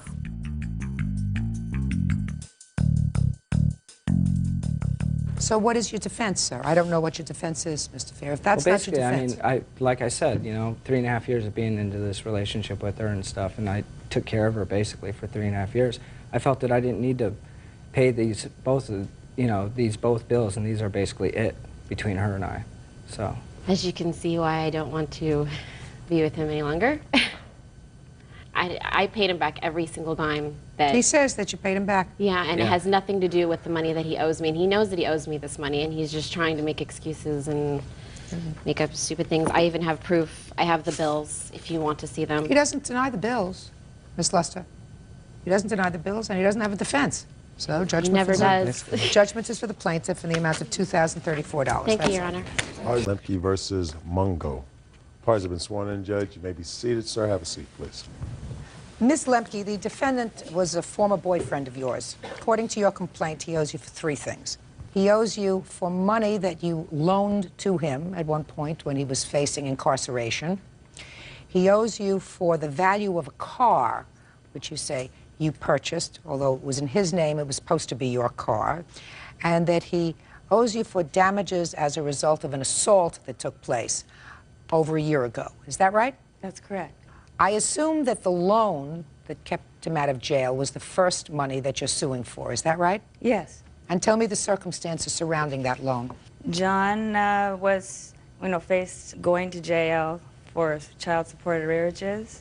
And the day that he was to appear in court, we took the bus up together.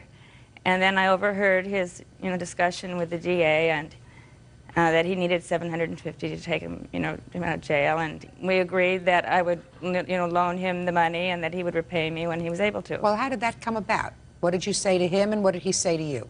Well, what I said to him was that I had $750. Just don't worry about it. You can repay me, when you're able to. I have $400 cash in my wallet, and we can go down to an ATM.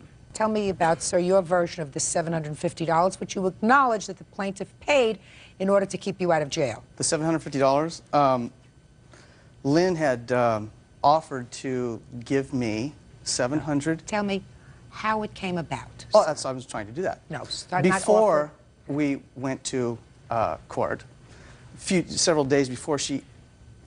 Look at me. Yes, ma'am. She volunteered, said, I could give you some money to stay out. And I said, absolutely not. I don't want to do it because I would feel obligated. So a few days went by, and I was supposed to turn myself in. So we went, and then when we got into out in the hallway, the public defender said, well, do you have the money? I said, no, I don't. Lynn says, I have it. And he said, well, are you going to use it? I said, absolutely not. I don't want to because I feel like I'm obligated. I cannot pay her back. And then she said, he said, well, do it. I said, no. So he left. And then he came back again and said, why don't you do it? And I said, well, and we thought about it. And I said, he convinced me to do it. I paid it, and then we went home, and that was it. So it's not your fault, and it's not her fault. It's the public defender's fault. No, she offered this money to me in front of Mr. Coleman here. Just a second, but you said yes. that you declined to take it. Yes, I did. Because you would have felt obligated to repay it. Yes. And then you said that the district attorney or the public defender forced you to do it. He did not force me. He coerced me into it. He coaxed you to do it, and you did it. Yes. And I assume, therefore, that your initial reason for not wanting to take the money in the first place still held true, that you would have felt obligated to repay it. That's what you just told me. That's correct.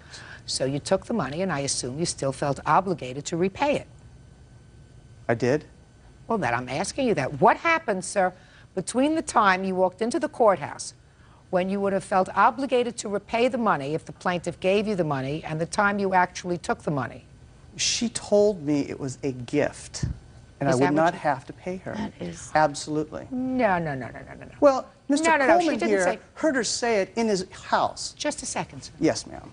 She never used the words gift. This is a gift that I'm making to you, Yes, John. she did. No, no, no. She never did. Well, that's not what she's telling you.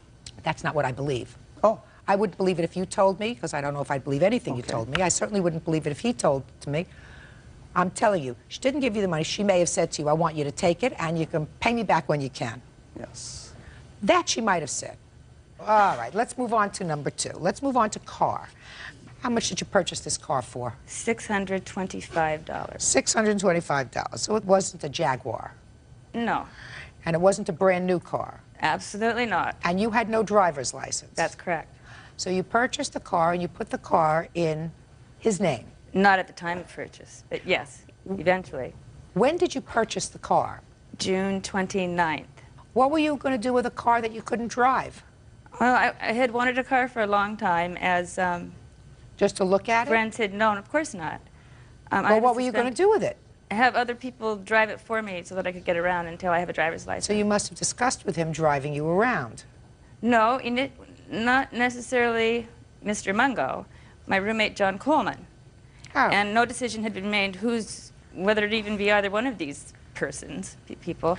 Whatever. You put the car ultimately in his name. Tell me when. It was in July. So you went down to Motor Vehicles and put the car, after you had it for some time, in the defendant's name. Yes. Now, Mr. Mungo, according to you, there came a time when plaintiff came to reside with you in your home. Is that right? Yes. When was that? Let me see here. I have the date right here. It's on the bill of sale that we used, a copy of the bill of sale that we used for the transfer of the automobile, which was dated 7/18/2000. That's when she came to live with you? Yes, came to stay with me. How long did she stay with you? 2 months and 5 days. And according to you, Mr. Mungo, your arrangement was that she could live with you rent-free and give you the car. Correct. Miss Lemke, did you pay any rent? Miss Lemke, pay attention. No, I did not, and I do not remember that document at all. Could you look at me? Could you look at me? Oh, I beg your pardon. And was it about the time you went to live with him because you had problems with your old roommate? That's why you Well, moved he out. locked me out of the house, Your old roommate locked you out of the house? Yes. And you went to live with Mr. Mungo. And at the same time that you went to live with Mr. Mungo, was that the time you went down to Motor Vehicles and transferred the title to the car to his name? That's what he says. No, when I went to live with Mr. Mungo, I was only going there for some place to sleep the night I was locked out. But you stayed for 2 months. That's correct, and I contracted bronchitis, had severe pneumonia in All the time August. you were in Mr. Mungo's house? Yes, I was. And you did not pay any rent? While I was taking care of him. Shh. You did not pay any rent? No, but I bought food and whatever, yeah. You did no, not pay I any- paid no rent, no. Oh, okay. And he took care of you when you were sick? No. Who took care of you? I took care of myself. Okay. Let's get to item number 3. Tell me about this alleged assault. When did it take place? September 11th. What happened on September 11th? I mentioned something about the car, the subject I would avoid because of his fiery temper whenever the subject came up. There'd been a lot of verbal abuse. So you started to talk about the car. He didn't want to talk about the car. He ran from the back of his house in a fiery rage and punched me as a boxer's punch right here. Real cases, real people. Judge Judy. Lynn Lemke says ex-boyfriend John Mungo owes for an unpaid loan and the return of a car. Lynn also claims John charged her in a fiery rage and punched her. You have a police report. The police said that a police report could not be issued. Police issue a police report when there's an assault. Do you have any photographs of your injuries as a result of the assault? Yes, I do. Can I see them, please? That was a couple weeks later. This is about 5 weeks later. 6, maybe.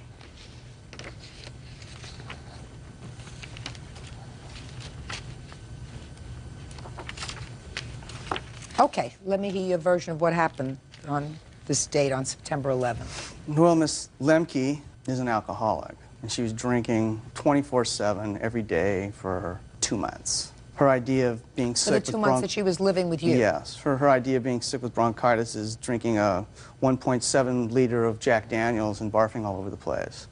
I had my son at my house. He was, I believe, 3 years old, and she was told when he's around and you're drinking, please do not talk to him and leave him alone.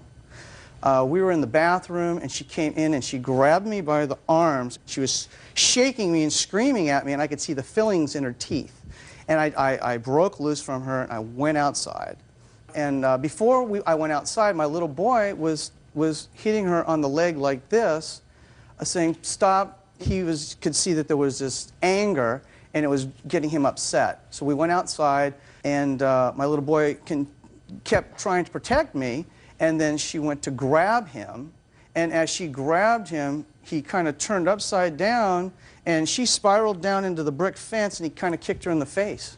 And Oh my God, that's an outright lie. basically, I just was horrified. I said, "Oh, you've got to go." I didn't want her to be there anymore. And she kept I wondering. don't know why she was there in the first place, sir. She was there because she was so combative with John. He couldn't have her living at his house anymore. He locked her out. So she had other places to go. She could rent a room someplace. Go Yes, to she why? could. So why was she living with you, sir? You're telling me she's an alcoholic. You had I your wanted my 3-year-old car son. back. I think what she I was crazy wanted, mad and in I love was with me, sick. to tell you the truth. Well, We were having a torrid love affair. You were having a torrid love affair At times. with somebody who you say was a complete alcoholic? When you have a torrid love affair with someone who is blind on Jack Daniels for 2 straight months. How? Yeah. It's not hard. Not for you, maybe. Not for you, maybe. Okay. What happened as a result of this assault? Were you ever contacted by the police? Police, well, when after this happened, I picked, my son was supposed to go home to his mother. I spent the night over there. I didn't want to come back home. And apparently the police came out, and the policeman said, "I think, ma'am, you must have fallen off the porch and hurt yourself." Don't tell me what the police said to her. Well, he was there to hear it. This is Hearsay. unbelievable. Okay. Hearsay? Hearsay. Oh, This okay. is. Okay. Oh, yes. Go ahead. You're despicable. Thank you. Excuse me. Thank you very much. Excuse me. Excuse me. Quite frankly, Miss Lemke, if someone had assaulted me, causing this kind of injury, Yes. then there would have been a police report, there would have been a police prosecution for domestic violence. Mm-hmm. And 2 I weeks cannot later, I went to court. I went to jail for domestic violence, Your Honor. And I cannot understand, madam, why you would not follow up on this case that happened over a year ago. Why? I've been sick for months. Okay, you're going to get your $750 bail money back. You are not going to get your car back because I do believe Mr. Mungo, and believe me, it was a real stretch because it's hard to believe him about a lot of things. I do believe that he agreed to have you live there rent-free in exchange for this $625 car that you would put in his name anyway. As far as your request for damages with regard to the assault, I am not quite sure how this happened. And it is quite possible that you were, in fact, intoxicated at the time, and you're not sure how it happened either. So this is the judgment of the court. You keep the car, and you give her $750 for the bail money. You got me? Good. That's all. Parties are excused. You may step out. Lady Smirnoff? Well, he bought alcohol for me. I think she's still in love with me, and she just wants to have some type of contact. In fact, he had stated he liked me better drunk than sober because he wanted anything from me. And now the next case. All parties on Astuto versus Curley, step forward, please. 23-year-old secretary Joan Astuto is suing her ex-fiancé, 25-year-old tile setter Sean Curley, for half the cost of a wedding that never happened. Mrs. Studo, according to your complaint, you had a long relationship with the defendant, spanning a little over 5 years. Yes. You have a child together. Yes. And at some point, you decided to get married. He proposed and gave you a ring. Yes. I picked it out. I put down 80 towards it, and he put the rest. Okay, how much was the ring? It was a little over $200. I put down 156. Okay. And then there came the time when you started to plan the wedding. Mm-hmm. And you put some money down on various things for the wedding, a hall, a DJ, all totaling about $700. And then in September, you decided this was not going to work out. You called off the wedding and moved out, right? Yes, ma'am. What did you put the money down on? The reception hall at the Spartan Manor, How much was that? $600, Yeah. and 95 towards the DJ. Who was going to pay for the wedding? We were both, but I put down the money for the DJ. And Tell me the discussion that you had. Well, I discussed on where to have it, and we agreed at the Spartan Manor, and then we went together to the reception site and put down the deposit. Okay, and how come you put down the deposit? because I was the one who had the money. I didn't have the lump sum of $600 to put down at the time. At the time? Yes, ma'am. And what about the DJ? I told him how I was booking that DJ, and he agreed. I don't remember anything like that. How did you think this wedding was going to get paid for? Very slowly. What do you mean very slowly? What does that mean? Basically, Don't look down. Look up at me. Okay, sorry, ma'am. Week for week until it was paid off. The $600 was a down payment, and then they wanted payment after that every week, and I would have to pay that. Oh, that's perfect. So it was your intention, Mr. Curley, despite your answer, that you intended to pay for this wedding together. Yes, ma'am. So why don't you think you were at least partially responsible for the down payments that she put down? She kept the engagement ring. Did you keep the engagement ring? Yes. Oh, well, he has to be given credit for that. Why didn't you give it back to him? Because he left. So what? I also paid $80 for that wedding ring. Okay, but he paid $156, right? Or how about I just give him his ring back? Oh, fine. Where is it? I can do that. It's at my house. Oh, it's easier. So I don't have to deal with that later. We'll just take off the $156. The entire cost that you put down was $700. Half of that would be $350. So that's $194. I also left my house, gave it to her, $48,000, fully furnished. We have a child together, and I left them two in the house. How much equity is there in the house? Nothing. We just bought it a year ago. How much of a down payment did you put down? A little over $1,000. So you didn't leave her with a $48,000 house, you left her with a $47,000 debt. You have a daughter together? Yes, ma'am. Paying child support? Yes, ma'am. How much? I pay, right now it's not court ordered, but I'm paying $88 every week. We do have a court date for that in a couple weeks to determine child support. And do you visit with your daughter regularly? No, I haven't seen her since Christmas Day of 2000. Why is that? She has not let me see her. Why is that? I've told him he can come to the house and pick her up, and he refuses. I've had threats from her house. You know, I've done in the last Just a 5 second. years for Just a him second. enough. I am, you know, I'm not his mother. I don't want to be his mother anymore. I'm not interested in whether you want to be his mother anymore. So you say that you've told him that he can come to the house and pick up your numerous daughter. times. What does he want you to do? He says no. He says to meet me at the police station. This weekend, I called him to meet him at the police station. I talked to his girlfriend and argued with her on the phone. Just a second. So he was smart and he indicated to you, just meet me for pickup and delivery at the police station. If he's afraid of some altercation that might take place when he comes to pick up the child in your home, then usually when I was full-time sitting family court judge, I would make pickup and return in some neutral place where there were people around so that would avoid confrontation between two people who don't get along. So picking up and returning the child at the police station is a very good idea. Judge Judy continues in a moment. He has to see his daughter. You have absolutely no right to keep the child from him. None.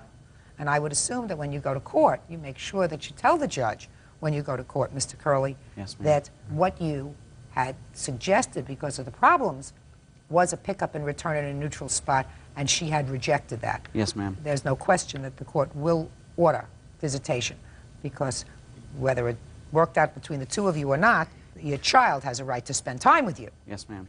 So judgment is for the plaintiff in the amount of $194. That's all.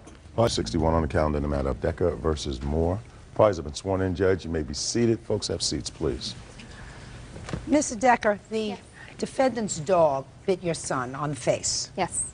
The defendant does not deny that her dog bit your son, but her defense is that you failed to supervise your son, and that's really why he was bitten. Is that right? Yes. Okay. When did this happen? On September 9th. Where were you? We were at Riverside Park in Grand Rapids at a Indian powwow. How large is this powwow? How many people attend the powwow? A couple hundred. Was it crowded? Fairly. What time did it happen? Approximately between 3 and 3:30 in the afternoon. Where was your son? We had gotten back with food and he was about 5 feet behind me. We were sitting in the booth. What booth? My friend's stepfather owns a jewelry booth and then her mother has a candy booth and we were with them. Who was watching your son? He was amongst all the other kids. How many other kids? 4. You didn't see this attack? No. How old is he? 5. Is he smart 5? Yeah. Okay. What's your name? Connor. Connor. Connor, would you come and sit up here for me? Because I can't see you over that high table. Can you get up there? Here we go. Hi, Connor. Do you know who I am? You know Judge Judy. Right. Do you know what my job is? Do you know that you're in a court? Do you know what happens in a court? Did your mom tell you? No. Well, let me tell you. In a court, two people have a disagreement, and I'm supposed to make a decision as to who's right and who's wrong. You understand that? So it's very important that the people who tell me things in court tell me only the truth. Mm-hmm. You know what the truth is? Yeah. People tell the truth. Hopefully, they always tell the truth. Do you always tell the truth? Do you remember when you were at the powwow in Riverside Park? Remember that day? Do you remember the day you got bitten by the dog? Yeah, it did. It did what? Bit me right here. Do you remember what the dog looked like? Don't remember. That's maybe a good thing. It does. Was it a big dog or a little dog, Connor? Big. Did you go up to the dog to pet it? Yeah. And what happened when you went up to the dog to pet it? Her asked me if I wanted to pet it, and I said yes. And Who asked you? the lady, and I said yeah, and I said it to pet it, and it bit me. So the lady asked you if you wanted to pet it. Did any of the other children want to pet the dog? Shane did, and it didn't bit him. It didn't. Show me where the dog bit you, Connor. Right here, and you can't really see that one.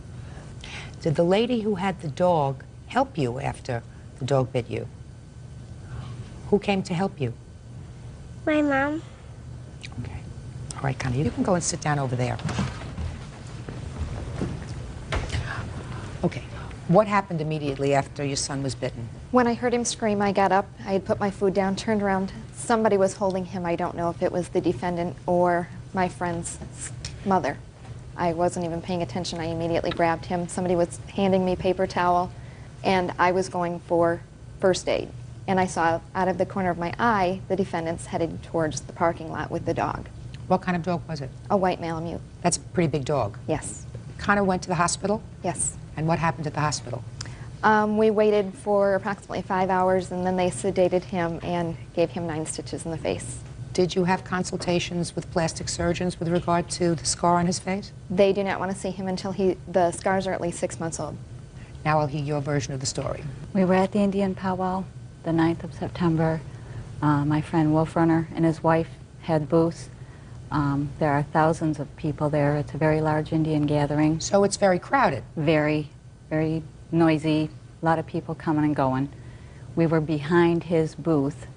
The 3 children that were together, my friend Wolf Runner introduced to me as his grandchildren. Connor being one of them, and the other boy being another, and there was one other. I don't know his name.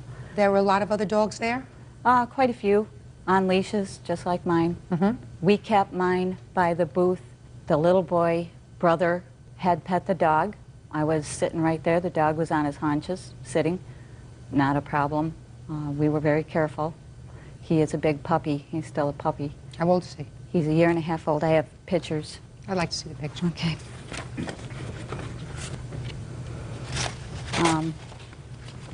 We were in back of the booth getting ready to say goodbye to my friends Bonnie and Wolf Runner. The dog was sitting on his haunches. My friend Rick, my witness, had the dog by the leash. I had him by the collar. The little boy wanted to pet him. The dog never got up off his butt. He petted the dog's nose. My dog never growled, barked, nothing. I don't know what happened. He turned his head. The dog, within a second or less, grabbed his face. Rick had him down on the ground. I picked the little boy up. He was still standing. I called Bonnie, who I thought was his grandmother. That's who I was introduced to. And Bonnie came running out, and I handed the little boy to his mother, if that's who it was. And the dog was never loose nor anything. I understand that. Yeah. There's no question that the dog was on a leash. Right. And after the bite, Wolf Runner said, "Get the dog out of here." I don't know what agitated it. Get him out. I said, "Please let me know as soon as possible." And he said he would. Okay. Step up, please. Tell me your name. Richard Scio. Mr. Scio, if you were to relate to me the events of that afternoon, would they be pretty much consistent with what the defendant had just told me? Yes, ma'am. So the little boy did absolutely nothing to the dog? No. The little boy came up, touched the dog on the nose. The dog did not flinch. He didn't torment the dog. He didn't spook the dog. And the dog, when he turned his face, the dog just went for him. Real cases, real people. Judge Judy. Autumn Decker says her son, 5-year-old Connor, was bitten in the face by Marie Moore's dog. It's not a difficult case. Here we have a situation where you have a child who's been injured by your dog. I don't even have to ask you whether your dog has bitten anybody else before. No. I assume not. Never. But the dog did bite this child. Yes, he did. And who should bear, first, the financial cost of the doctor's bills, etc., with regard to the dog? Clearly, you have to do that. You know, it's always difficult when you take a dog to a large gathering. I'm a dog owner, and I know that even my little dog gets a little nervous when they're around so many, she said hundreds, you said thousands of people. When you have a big dog that's around thousands of people and there are kids, you sometimes run the risk of your dog becoming more agitated than normal, more anxious than normal. So you are clearly responsible. I don't think that you're bad people. You did have your dog on a leash, but you're clearly responsible. I don't buy into this sometimes artificial statutory scheme which says that every dog is entitled to one bite before the owners are liable. In my view, which is, I believe, the common law view of this kind of situation, you have an innocent party and a guilty party. The guilty party had a dog, looks like a lovely animal, but certainly capable of doing damage, and did damage, and you're responsible, absolutely. Your request for judgment is for $3,000, which I assume includes your medical bills and whatever plastic surgery Connor is going to have to fix that scar on his face. Judgment for the plaintiff in the amount of $3,000, that's all. Parties are excused. You may step out. She filed enough papers in our county that they came to my home and took my dog and killed him. Any dog that bites, especially a child, should automatically be euthanized after the quarantine. The lady asked me if I wanted to pet it, and I said, yeah, and I came up to pet it, and it bit me. And now the next case.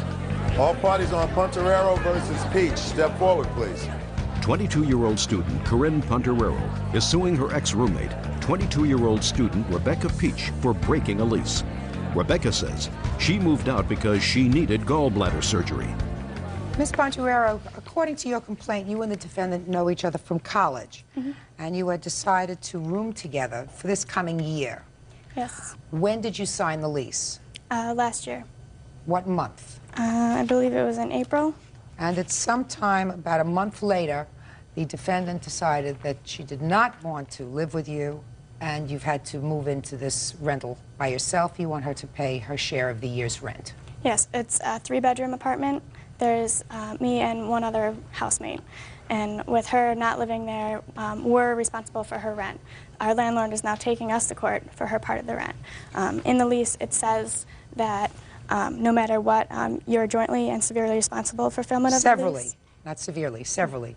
Let me have the lease, please. I have this from both years.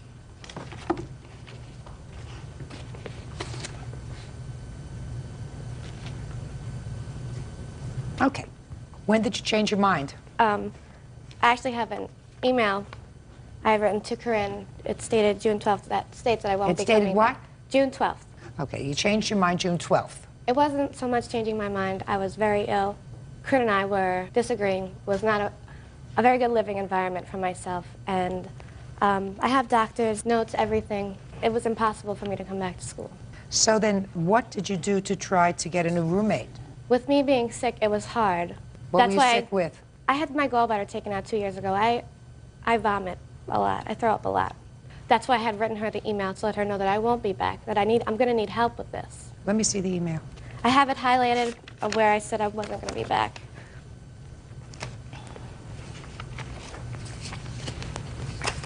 You were all supposed to move in on the end of August. Is that right? Yeah. And according to this lease, the landlord wanted payments for the rent in 2 parts, $4,000 in the beginning of one semester, and then in the spring semester, another $4,000. The spring semester doesn't start until when? February, March? January. January. And what you're suing her for is really 1/3 of the entire lease. Is that right? Yes. I don't know about this vacuum cleaner and television set. Your Honor, I also have an email dated June 12th also. She never said anything about being sick. She never gave me that reason. We were fighting. I didn't feel the reason. I need to explain myself. Well, it's a rather nasty email, and there seems to me a lot of other things going on other than just your former gallbladder condition, Ms. Peach. You had an obligation to try to locate a third roommate to take over your obligation under the lease. I understand that. You have an obligation to what they call ameliorate your damages, which means you too have to make an effort to locate a third roommate. We posted these all around campus, and usually when everybody looks for an apartment, you sign the lease well ahead of time. Right now, everybody in school already has signed leases for their living arrangements next year. So finding a roommate now is next to impossible because everybody already has their apartments. Well, at this point, yes, but probably not in June, and certainly not for the spring semester. Well, we've been looking. We found because somebody... situations change, so there is no way that I'm going to grant you an award for the entire amount of the rent that's due and owing, because the spring semester is a whole different scenario. Having had kids in school, I know that after a few months in college, situations change. And kids say, I don't like living with you, and I don't like living with you. I'm going to look for a new roommate. You make new friends, so you can find yourself in a position of filling up that third bedroom, which I'm sure you use now occasionally anyway. You have visitors come up and they use that room? Actually, it's pretty empty. It's not what I asked you. I said, do you sometimes have visitors, friends come up and use that room? Parents, anybody else? Not that room, no. They don't use that room. It just stands as a shrine to the defendant. What's next? If I may interject for a second. Sure. The TV we had bought together, I had left her half the money for it when I moved out in the summertime. And the vacuum cleaner, I don't remember us having one second semester because our first semester housemate took it with her. We didn't have a vacuum the second semester. Well, that's what some of the other things she's suing for, a vacuum cleaner and a television set. I had gotten a phone call from the Fredonia Police Department about me stealing a television and a vacuum cleaner. Now, when I went up to school, I made sure nobody was there. I took all of my stuff out, left her half the money for the TV we bought together, which was $60. And did you take the TV? And I took the TV with me. And I did not take the vacuum. I'm living at home. I don't need the vacuum cleaner. At the time, I didn't know she had left the money because my other housemate had set it aside for me, but she wasn't home. So I went to the police department and I filled out this report, and I find it hard to believe that the TV and all her stuff would be gone, along with the vacuum cleaner. Well, but she says she took the TV, but she left you money, which you acknowledge because your roommate had the money. Yeah, she and took just the money. didn't tell you, so you included the TV in the police report that you filed against her, and the TV should not have been included in that police report. Well, she says that we bought the TV together, and we did not. I bought it on my credit card, and I have the receipt here if you want. We split that. Well, it's very possible you put it on your... I'm not going to get involved with $60 for a television That's fine, set. too, but I did not take a vacuum cleaner.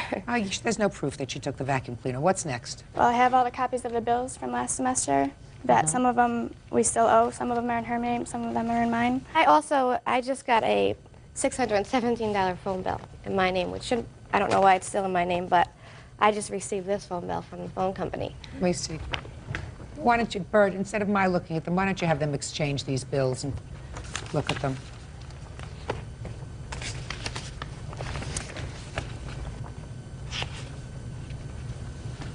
Your Honor, I acknowledge these bills. Good. What I want to say is that I never received them to pay them. Okay, so there are $624.17 in bills that she says that you owe from last semester, and you got a phone bill for $600. And $17, yes. Right? Actually, all these numbers are her numbers. They're all in Long Island. They're all West Palm Beach. There's Buffalo in there, Williamsville from her town. So well, I will be glad to go through them and find out which ones are mine, but the vast majority of them are from hers. Let me see.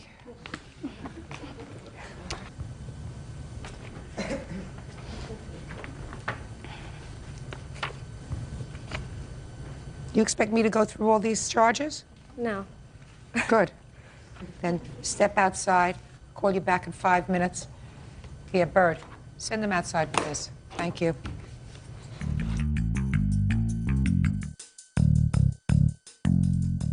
Okay, so who was Talkie Sally? Well, I went over the long-distance bills, highlighted what I owe, everything from the Buffalo and Buffalo area, and I owe $9.30. Is that right? I guess so. I didn't really look at it. What do you She mean? had didn't it. She really had the look? calculator. I was. All right, so let me see the entire phone bill, please.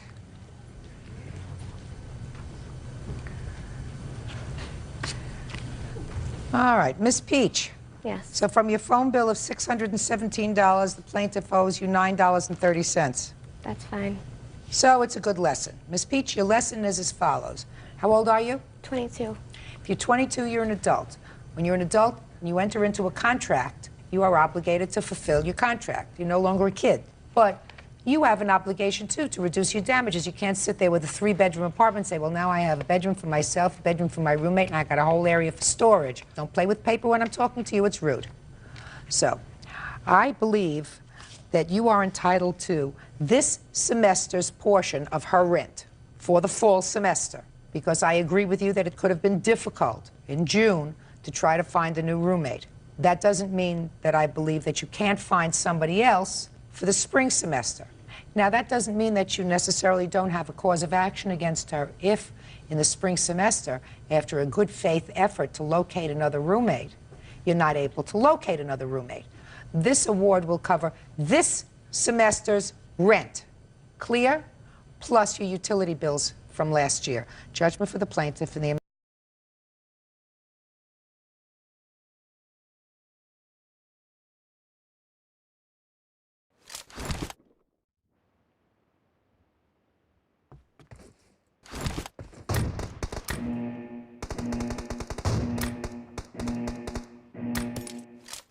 Team match, let's go.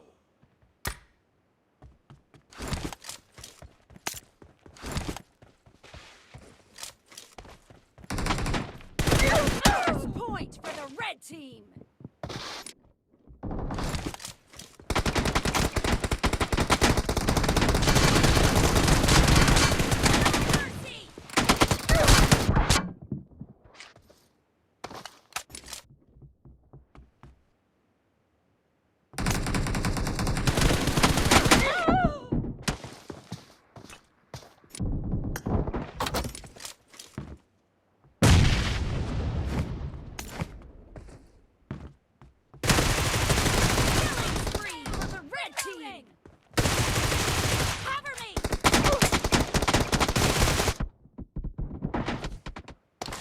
Spree for the red team. Reloading. I need a muzzle.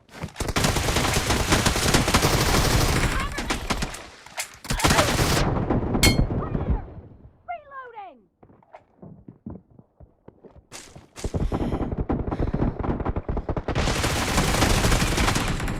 Cover me.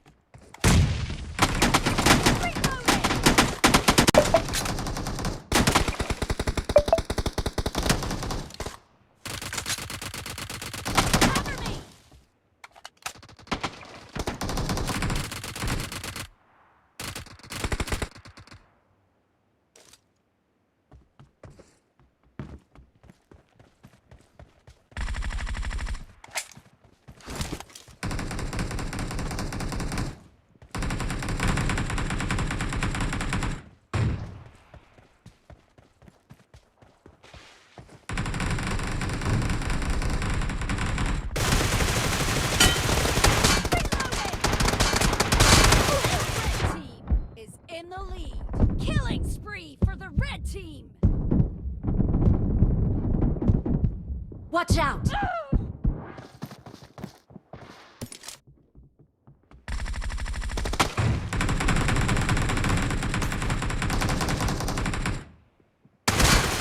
Cover me.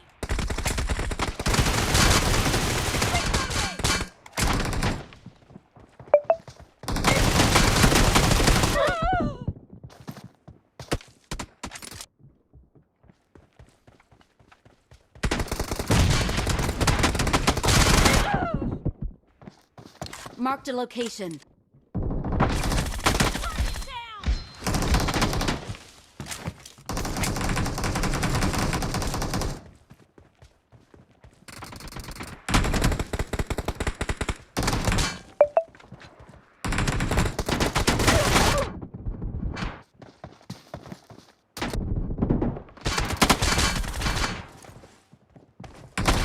Killing spree for the red team.